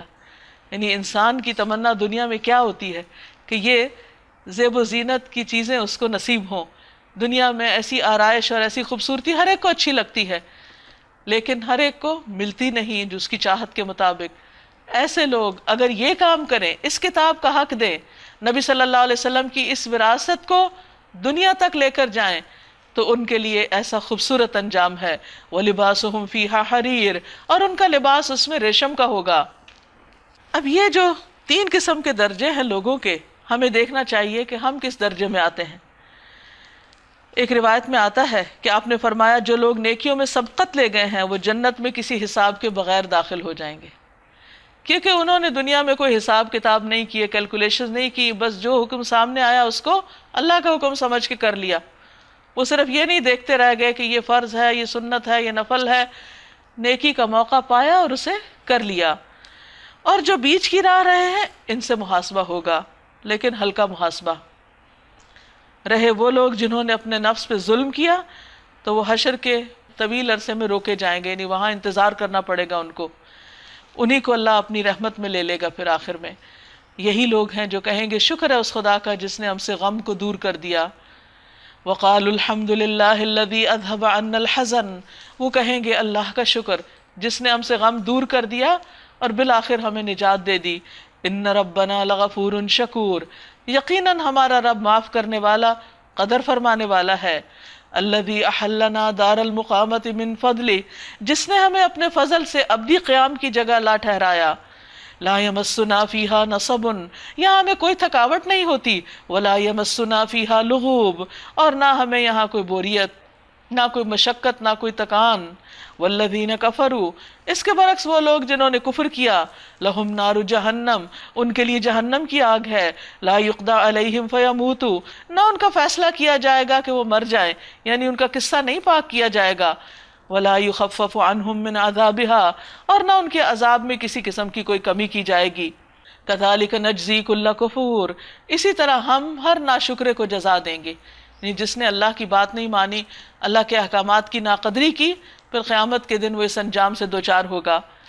وَهُمْ يَسْتَرِخُونَ فِيهَا، اور وہ اس میں چیخیں گے، چیخ چیخ کے کہیں گے، ربنا اخرجنا، اللہ ہم کو یہاں سے نکال، نعمل صالحا، ہم کوئی اچھے کام کر کے آئیں، غیر الذی کننا نعمل، ان کاموں کو سوا جو ہم کرتے رہے. یا رب تو ہمیں اس مصیبت سے نکال، اس جہنم سے نکال، تاکہ اب ہم اپنی اصلاح کر کے آئیں. اللہ تعالیٰ اس موقع پر ان کی اس مشکلوں کا آسان نہیں کریں گے، بلکہ فرمائیں گے اولم نعمرکم، کیا ہم نے تم کو اتنی عمر نہیں دی تھی، ما یتذکر فیہ من تذکر، کہ جس میں جو نصیحت لینا چاہتا تھا نصیحت لے سکتا تھا. نبی صلی اللہ علیہ وسلم نے فرمایا اللہ تعالیٰ اس بندے کا عذر پورا کر دیتے ہیں جسے اللہ نے 60-70 سال تک زندگی عطا فرمائی ہو، اللہ اس کا عذر پورا کر دیتے ہیں، اس کے بعد اس کے پاس کوئی بہانہ نہیں رہ جاتا کہ میں اچھے کام نہیں کر سکا. وَجَاءَكُمُ النَّذِيرُ، اور تمہارے پاس ڈرانے والا بھی آیا تھا، اللہ نے ساری حجت تمام کر دی، لیکن تم نے اپنا طرز عمل نہیں بدلا. وَذُوقُوا، پس چکھو، فَمَا لِلظَّالِمِينَ مِن نَصِيرٍ، ظالموں کا آج کوئی بھی مددگار نہیں. ان اللہ عالم غیب السماوات والارض، بے شک اللہ آسمانوں اور زمین کی ہر پوشیدہ چیز سے واقف ہے. وہ تو سینوں کے بھید تک جانتا ہے، سب کا پتہ ہے کہ کون کہاں مستی کر رہا ہے، کون کہاں اللہ کی بات نہیں مان رہا اور نہیں ماننا چاہتا. وہی تو ہے جس نے تم کو زمین میں جانشین بنایا. اب جو کوئی کفر کرتا ہے اس کے کفر کا وبال اسی پر ہے، اور کافروں کو ان کا کفر اس کے سوا کوئی ترقی نہیں دیتا کہ ان کے رب کا غضب ان پر زیادہ سے زیادہ بھڑکتا چلا جا رہا ہے. کافروں کے لیے خسارے میں اضافے کے سوا کوئی ترقی نہیں. اے نبی صلی اللہ علیہ وسلم ان سے کہیے، کبھی تم نے دیکھا بھی ہے اپنے ان شریکوں کو جنہیں تم خدا کو چھوڑ کر پکارا کرتے ہو؟ مجھے بتاؤ انہوں نے زمین میں کیا پیدا کیا ہے؟ اللہ کے سوا تم جس کسی کی طرف بھی متوجہ ہوتے ہو، اس سے اپنی حاجتیں بیان کرتے ہو اور اس سے تم مدد چاہتے ہو، بتاؤ ان کا کارنامہ کیا ہے، انہوں نے بنایا کیا ہے، وہ کس چیز کے مالک ہیں، یا آسمانوں میں ان کی کیا شرکت ہے؟ یعنی اللہ تعالیٰ کے اختیارات میں سے ان کے پاس کون سا اختیار ہے؟ اگر یہ نہیں بتا سکتے تو ان سے پوچھئے کیا ہم نے انہیں کوئی تحریر لکھ کے دی ہے؟ کیا اس بات کی کوئی اجازت ریٹن ہے ان کے پاس جس کی بنا پر یہ اپنے شرک کے لیے کوئی صاف سند رکھتے ہو؟ نہیں، بلکہ یہ ظالم ایک دوسرے کو محض فریب کے جھانسے دیے جا رہے ہیں. حقیقت یہ ہے کہ اللہ ہی ہے جو آسمانوں اور زمین کو ٹل جانے سے روکے ہوئے ہے، ورنہ اس شرک پر تو زمین آسمان پھٹ پڑیں، اور اگر وہ ٹل جائیں تو اللہ کے بعد کوئی دوسرا تھامنے والا نہیں. مثلا جب زلزلہ آتا ہے، اگر اللہ تعالیٰ اس کو روکے نہیں، کوئی ہے روکنے والا؟ کوئی ہے کنٹرول کر سکے؟ کوئی بھی نہیں. تو اسی طرح اگر آسمان ٹوٹ کے گرنے لگے تو کوئی ہے جو اس کو تھام لے کہ نہیں یہ چھت نہ گرے ہم پر؟ بے شک اللہ بڑا حلیم اور درگزر فرمانے والا ہے کہ تمہارے ایسے بڑے بڑے کرتوت دیکھ کر اور ایسے گناہ دیکھ کر بھی وہ تمہیں معاف کر رہا ہے، مہلت دے رہا ہے کہ شاید تم درست ہو جاؤ، اصلاح کر لو. یہ لوگ کڑی کڑی قسمیں کھا کر کہا کرتے تھے، اگر کوئی خبردار کرنے والا ان کے ہاں آیا ہوتا تو یہ دنیا کی ہر دوسری قوم سے بڑھ کر راہ راست پہ ہوتے. مگر جب خبردار کرنے والا ان کے پاس آ گیا، نبی صلی اللہ علیہ وسلم تشریف لے آئے، تو ان کی آمد نے ان کے اندر حق سے فرار کے سوا کسی چیز میں اضافہ نہیں کیا. انہوں نے ماننے کی بجائے ان سے دوری اختیار کر لی. یہ زمین میں اور زیادہ تکبر کرنے لگے اور بری بری چالیں چلنے لگے، حالانکہ یہ بری چالیں اپنے چلنے والوں ہی کو لے بیٹھتی ہیں. اب کیا یہ لوگ اس کا انتظار کر رہے ہیں کہ پچھلی قوموں کے ساتھ اللہ کا جو طریقہ رہا ہے وہی ان کے ساتھ بھی برتا جائے؟ یعنی جیسے وہ ایلیمینیٹ کر دی گئی، ان کو تباہ کر دیا گیا، تو یہ بھی وہی انجام دیکھنا چاہتے ہیں؟ یہی بات ہے تو تم اللہ کے طریقے میں ہرگز کوئی تبدیلی نہیں پاؤ گے کہ سرکشوں کا انجام ایک ہی جیسا رہا، اور تم کبھی نہ دیکھو گے کہ اللہ کی سنت کو اس کے مقرر راستے سے کوئی طاقت پھیر سکتی ہے. کیا یہ لوگ زمین میں کبھی چلے پھرے نہیں کہ ان کو ان لوگوں کا انجام نظر آتا؟ یعنی تباہ شدہ بستیوں کے کھنڈرات دیکھ کر کوئی سبق لیتے جو ان سے پہلے گزر چکے اور ان سے بہت زیادہ طاقتور تھے. اللہ کو کوئی چیز عاجز کرنے والی نہیں، نہ آسمانوں میں اور نہ زمین میں، وہ سب کچھ جانتا ہے اور ہر چیز پر قدرت رکھتا ہے۔ اگر کہیں وہ لوگوں کو ان کے کرتوتوں پر پکڑتا تو زمین میں کسی نفس کو جیتا نہ چھوڑتا، مگر وہ انہیں ایک مقرر وقت تک کے لیے مہلت دے رہا ہے، پھر جب ان کا وقت آ پورا ہوگا تو اللہ اپنے بندوں کو دیکھ لے گا، ان کا حساب لے لے گا۔ سورۃ یاسین۔ بسم اللہ الرحمن الرحیم۔ یاسین یاسین والقرآن الحکیم، قسم ہے قرآن کی جو حکمت والا ہے، حکمت سے لبریز۔ انک لمن المرسلین، بے شک آپ اے محمد صلی اللہ علیہ وسلم البتہ رسولوں میں سے ہیں۔ آپ کی رسالت پر یہ قرآن گواہ ہے، جو آپ پر نازل کیا جا رہا ہے، جو آپ کے حق میں گواہی دے رہا ہے۔ علی صراط مستقیم، بالکل سیدھے رستے پر ہے۔ اگر یہ لوگ آپ کی مخالفت کر رہے ہیں تو آپ پریشان نہ ہو، اللہ آپ کی گواہی دیتا ہے کہ جو کچھ آپ کر رہے ہیں وہ درست کر رہے ہیں۔ تنزیل العزیز الرحیم، عزیز الرحیم کی طرف سے نازل کردہ ہے یہ کتاب، جو ایک طرف زبردست بھی ہے اور دوسری طرف رحم فرمانے والا۔ لتنذر قوما، کس لیے آئی ہے یہ کتاب؟ تاکہ تم ایک ایسی قوم کو خبردار کرو، ما انذر آباؤہم، جن کے باپ دادا خبردار نہ کیے گئے، وہ جہالت کے اندھیروں میں پڑے رہے۔ فہم غافلون، تو وہ غفلت میں پڑے ہوئے ہیں، کیونکہ ان کے پاس کبھی ہدایت آئی نہیں، اس لیے یہ سیدھے رستے پر نہیں۔ تو آپ کو اس لیے بھیجا گیا کہ ان کی اس غفلت سے ان کو جگائیں، لیکن یہ لوگ جاگنے کا نام نہیں لیتے۔ لقد حق القول على اکثرهم فهم لا يؤمنون، ان میں سے اکثر لوگ فیصلہ عذاب کے مستحق ہو چکے ہیں، اسی لیے وہ ایمان نہیں لاتے۔ یعنی انہوں نے ضد اور ہٹ دھرمی شروع کر رکھی ہے اور نصیحت پہ کان ہی نہیں دھرتے، اس لیے ان سے ایمان لانے کی توقع بھی نہیں۔ ہم نے ان کی گردنوں میں طوق ڈال دیے ہیں جن سے وہ ٹھوڑیوں تک جکڑے گئے۔ گردن میں جب طوق ہو تو انسان جھک نہیں سکتا۔ اسی طرح ان لوگوں کے اندر جو انا اور تکبر ہے، اس کی وجہ سے یہ سچی بات کے آگے جھک نہیں رہے، بات نہیں مانتے، تکبر کا شکار ہیں، اس لیے وہ سر اٹھائے کھڑے ہیں، اپنے آپ کو بڑی چیز سمجھتے ہیں۔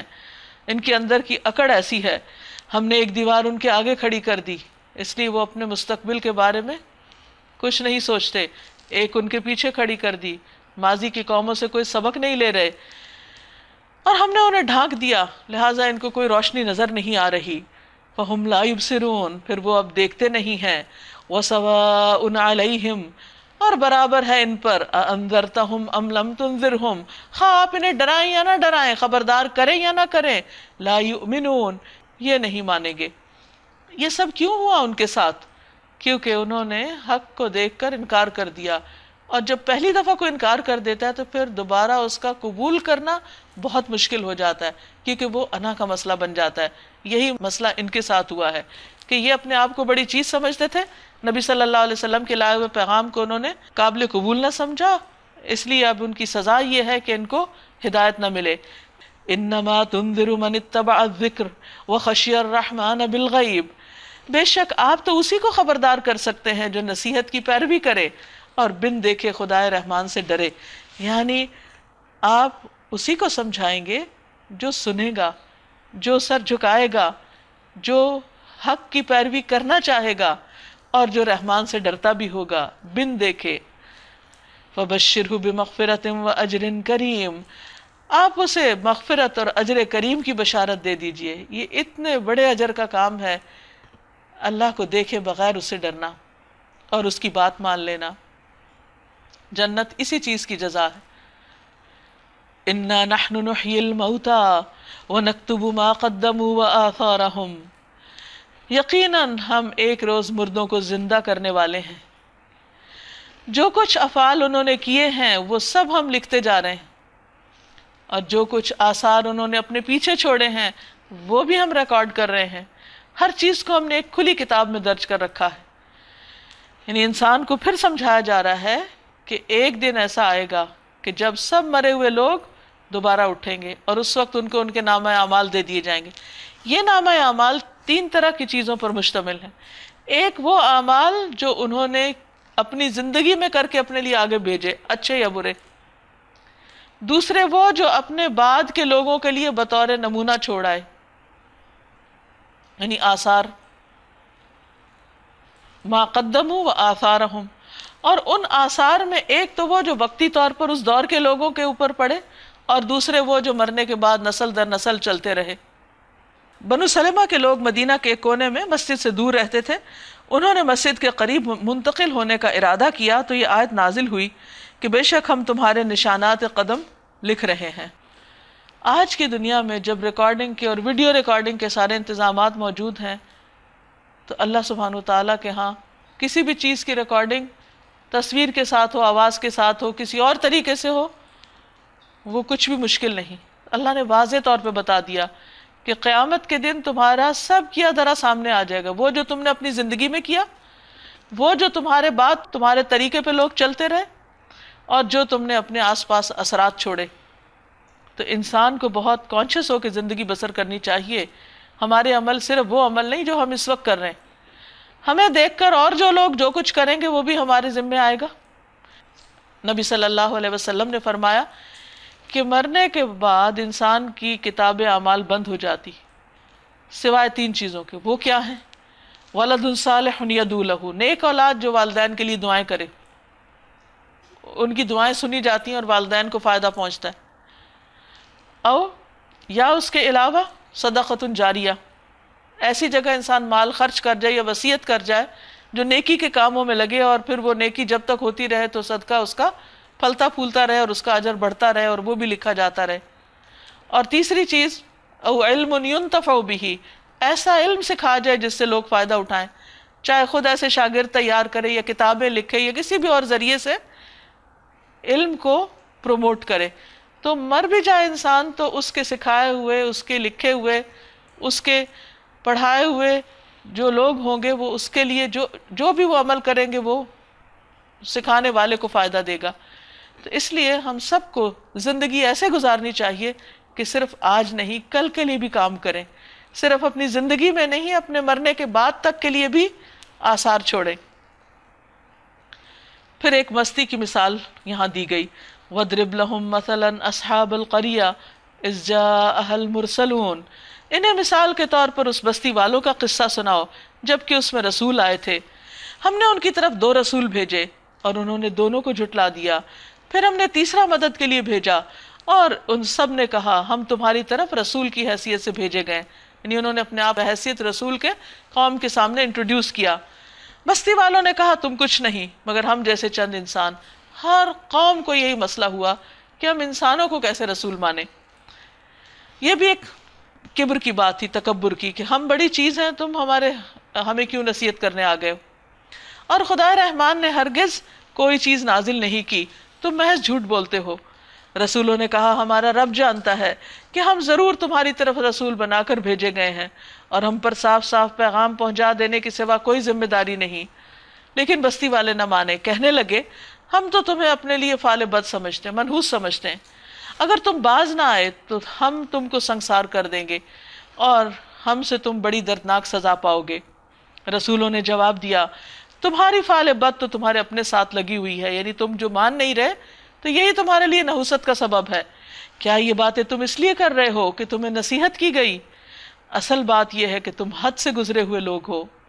وَجَاءَ مِنْ أَقْصَى الْمَدِينَةِ رَجُلٌ يَسْعَىٰ قَالَ يَا قَوْمِ اتَّبِعُوا الْمُرْسَلِينَ اتَّبِعُوا مَن لَّا يَسْأَلُكُمْ أَجْرًا وَهُمْ مُهْتَدُونَ۔ اتنے میں شہر کے دور دراز گوشے سے ایک شخص دوڑتا ہوا آیا، بولا اے میری قوم کے لوگو، رسولوں کی پیروی اختیار کر لو، پیروی کرو ان لوگوں کی جو تم سے کوئی اجر نہیں مانگتے اور ٹھیک راستے پر ہیں۔ وآخر دعوانا ان الحمد للہ رب العالمین۔ ناظرین، اس وقت ہم 22واں پارہ مکمل کر چکے ہیں۔ آپ میں سے جو لوگ اپنے تاثرات بیان کرنا چاہیں اس پارے سے، جو سیکھا ہے یا کوئی نئی بات آپ کو سمجھ آئی ہے، تو آپ دوسروں کے ساتھ شیئر کیجیے۔ آج ہم جس دور میں کھڑے ہیں، مجھے ایسا محسوس ہوتا ہے کہ جیسے ہم نے بھی بہت ناشکری کی ہے تو اللہ تعالیٰ نے پہلے ہمارا آدھا ملک چھینا ہے، اور اس وقت بھی جو ہم اللہ کی بہت ناشکری کر رہے ہیں، جو اتنی اعلیٰ نعمت اللہ نے ہمیں دی ہے، اتنا بہترین خطہ زمین دیا، اس کی ہم قدر نہیں کر رہے، تو آج ہمارے ساتھ بھی ایسا کچھ ہو رہا ہے۔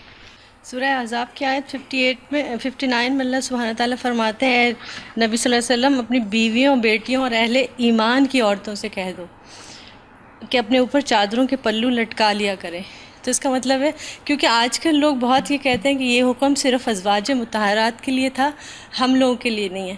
تو یہاں صاف بالکل واضح طور پہ کہا گیا اے ایمان والوں، اہل ایمان کی عورتوں سے بھی یہ کہہ دیا کریں کہ جب باہر نکلیں تو نبی صلی اللہ علیہ وسلم سے کہا گیا کہ آپ ایمان والی عورتوں سے بھی کہیے. جی بالکل. تو ہم اگر ایمان والے ہیں تو یہ حکم ہمارے لیے بھی ہے. جی یہ ہم اگر ایمان والے ہیں تو اس میں کوئی ڈاؤٹ نہیں ہے کہ یہ حکم ہمارے لیے نہیں ہے، بالکل واضح حکم ہے، کوئی گھما پھرا کے بات نہیں کی گئی ہے، بالکل واضح الفاظ میں ہمیں کہا گیا. اور اس کے علاوہ سورہ سبا سے ہمیں یہ سبق ملتا ہے کہ جو اللہ سبحانہ تعالیٰ فرماتے ہیں لَإِن شَكَرْتُمْ لَأَزِيدَنَّكُمْ، اگر تم شکر کرو گے تو میں تمہاری نعمتوں میں اضافہ کروں گا. لَإِن كَفَرْتُمْ إِنَّ عَذَابِي شَدِيدٌ. سورہ فاطر کی آیت نمبر 12 کے اندر اللہ تعالیٰ نے 2 دریاؤں کا ذکر کیا ہے کہ ایک میٹھا ہے اور ایک نمکین کڑوا ہے، اور دونوں میں ہی فائدے ہیں، دونوں سے ہم فائدے حاصل کرتے ہیں. تو ہم لوگ جو عام چیزوں میں ایسا کرتے ہیں کہ اچھے لوگ اچھی چیزیں یہ تو ہم برداشت کرتے ہیں، ہمیں اچھا لگتا ہے یہ، لیکن جو اچھے اخلاق کے نہیں ہوتے ہیں یا اچھی چیزیں نہیں ہوتی ہیں تو ہم اس کو نہیں برداشت کرتے ہیں نا، اس کے ساتھ برا رویہ اختیار کرتے ہیں، کہتے ہیں کہ یہ کیوں ہے. تو حالانکہ اللہ تعالیٰ کہہ رہا ہے کہ دونوں ہی چیزیں، دونوں میں ہی فائدے ہیں، دونوں ہی لوگوں میں فائدے ہیں، بس ضرورت اس بات کی کہ ہمیں وہ خیر نکالنی آنی چاہیے کہ خیر کس طرح نکالنی ہے اس میں. آیت حجاب کے حوالے سے ایک پچھلے دنوں بہت پیاری بات میرے مطالعے میں آئی تھی کہ جس طرح ہم کہتے ہیں کہ بہت اسپیشل چیزیں ہوتی ہیں جو کورڈ ہوتی ہیں، اللہ تعالیٰ کی ذات ہے، بہت اسپیشل ہے، نور ہے اللہ تعالیٰ اور وہ بھی مستور ہیں. اسی طرح خانہ کعبہ کہ کوئی عام گھر نہیں ہے اور وہ بھی کورڈ ہے. بالکل اسی طرح قرآن میں جس طرح اللہ تعالیٰ نے فرمایا کہ مسلم عورت جو ہے وہ بہت اسپیشل ہے، اسی لیے اس کو بھی کور کرنے کا حکم ہے. سورہ یاسین سے آج ہمیں ایک بہت تھاٹ پرووکنگ میسیج ملتا ہے کہ ہم کیا آثار اپنی موت کے بعد کے لیے چھوڑ کے جا رہے ہیں دنیا میں. اگر دیکھا جائے تو ایک ایوریج انسان، مطلب کہ ہم لوگ ویڈیوز، پکچرز، ہماری جو رائٹنگ ہے، جو ہم لکھ رہے ہیں، کسی کو کچھ سکھا رہے ہیں، ہم نے کچھ بنایا ہے، جو بھی ہماری موت کے بعد یہاں پہ رہ جائے گا، تو کیا اس میں زیادہ چیزیں وہ ہیں جو بیکار یا فضول ہیں، جو ہمیں موت کے بعد فائدہ نہیں دیں گی، اور ایسا بہت کم ہے جو ہمیں ہماری آخرت میں کام آئے.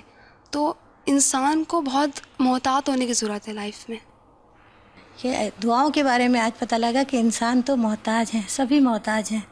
تو ہم لوگوں کو اپنی دعاؤں کا جائزہ لینا چاہیے، جس طرح کہ آپ صلی اللہ علیہ وسلم نے بھی جنگ بدر میں رو کے دعا مانگی. تو جو لوگ بھی دعا میں کسی کو بھی شریک کرتے ہیں تو انہیں بڑا غور کی ضرورت ہے. آج ایک چیز جو مجھے بہت زیادہ سمجھ میں آئی وہ یہ ہے کہ بعض اوقات ہم قرآن مجید پڑھ رہے ہوتے ہیں اور کچھ احکامات ہوتے ہیں جو کہ ہمیں نہیں سمجھ آ رہے ہوتے اس وقت، تو اس میں دراصل ہمارے عقل کی نقص ہے کہ ہمیں نہیں سمجھ میں آ رہے. تو بیسیکلی جو ریزن ہوتا ہے کسی چیز کے نہیں سمجھ میں آنے کا، وہ ہم اس کی ڈیپتھ کو نہیں سمجھتے ہوتے. تو اس کا حل بھی اللہ سبحانہ و تعالیٰ نے قرآن مجید میں بتا دیا کہ فَاسْأَلُوا أَهْلَ الذِّكْرِ إِن كُنتُمْ لَا تَعْلَمُونَ. تو اگر اللہ تعالیٰ کے بارے میں یا کسی احکام کے بارے میں ہمیں کوئی بھی دل میں شکوک ہے، شبہات ہیں، تو اس کے بارے میں ہمیں جاننے کی کوشش کرنی چاہیے. سورۃ الفاتر آیت نمبر 32 سے میں نے جو لیسن لیا کہ اگر مجھے واقعی میں جنت چاہیے تو مجھے ہر چیز میں سابقون بالخیرات بننا ہوگا. سورہ احزاب میں جو آداب معاشرت ہمیں بتائے گئے، جو آج کل ہمارے معاشرے میں سب سے زیادہ ہم اسے بھول گئے ہیں، تو یہ ہمیں اسی آداب معاشرت کے حوالے سے خود بھی اپنی اصلاح کرنی ہوگی کہ دوسروں کے گھروں میں جانے سے پہلے اجازت لے کے داخل ہوں. کہ آج کل اجازت ہی لینے والے کو سب سے زیادہ برا سمجھا جاتا ہے کہ کیوں آپ ہم سے پوچھ کیوں رہے ہیں. تو یہ ہمارے لیے عمل ہم سب کو اپنے اصول یہ بنانا ہوگا کہ جب بھی کسی کے گھر جائیں اس سے پہلے اجازت لے لیں اور نہ جواب ملنے پر ناراضگی کا اظہار نہ کیا جائے. اور پورے پارے سے جو سبق آج ہمیں مل رہا ہے کہ ایمان، عمل صالح، یہ 2 چیزیں تو ہمارے لیے ضروری ہوں گی، لیکن اس کے ساتھ اللہ اور اللہ کے رسول صلی اللہ علیہ وسلم کی اطاعت اور اتباع بھی ہم پر لازم ہے. ناظرین، اس کے ساتھ ہی ہمارے آج کے پروگرام کا وقت ختم ہوتا ہے. اللہ تعالیٰ سے دعا ہے کہ وہ ہمیں عمل کی توفیق عطا فرمائے. آپ سب کے لیے دعائیں اور نیک تمنائیں. السلام علیکم ورحمۃ اللہ وبرکاتہ.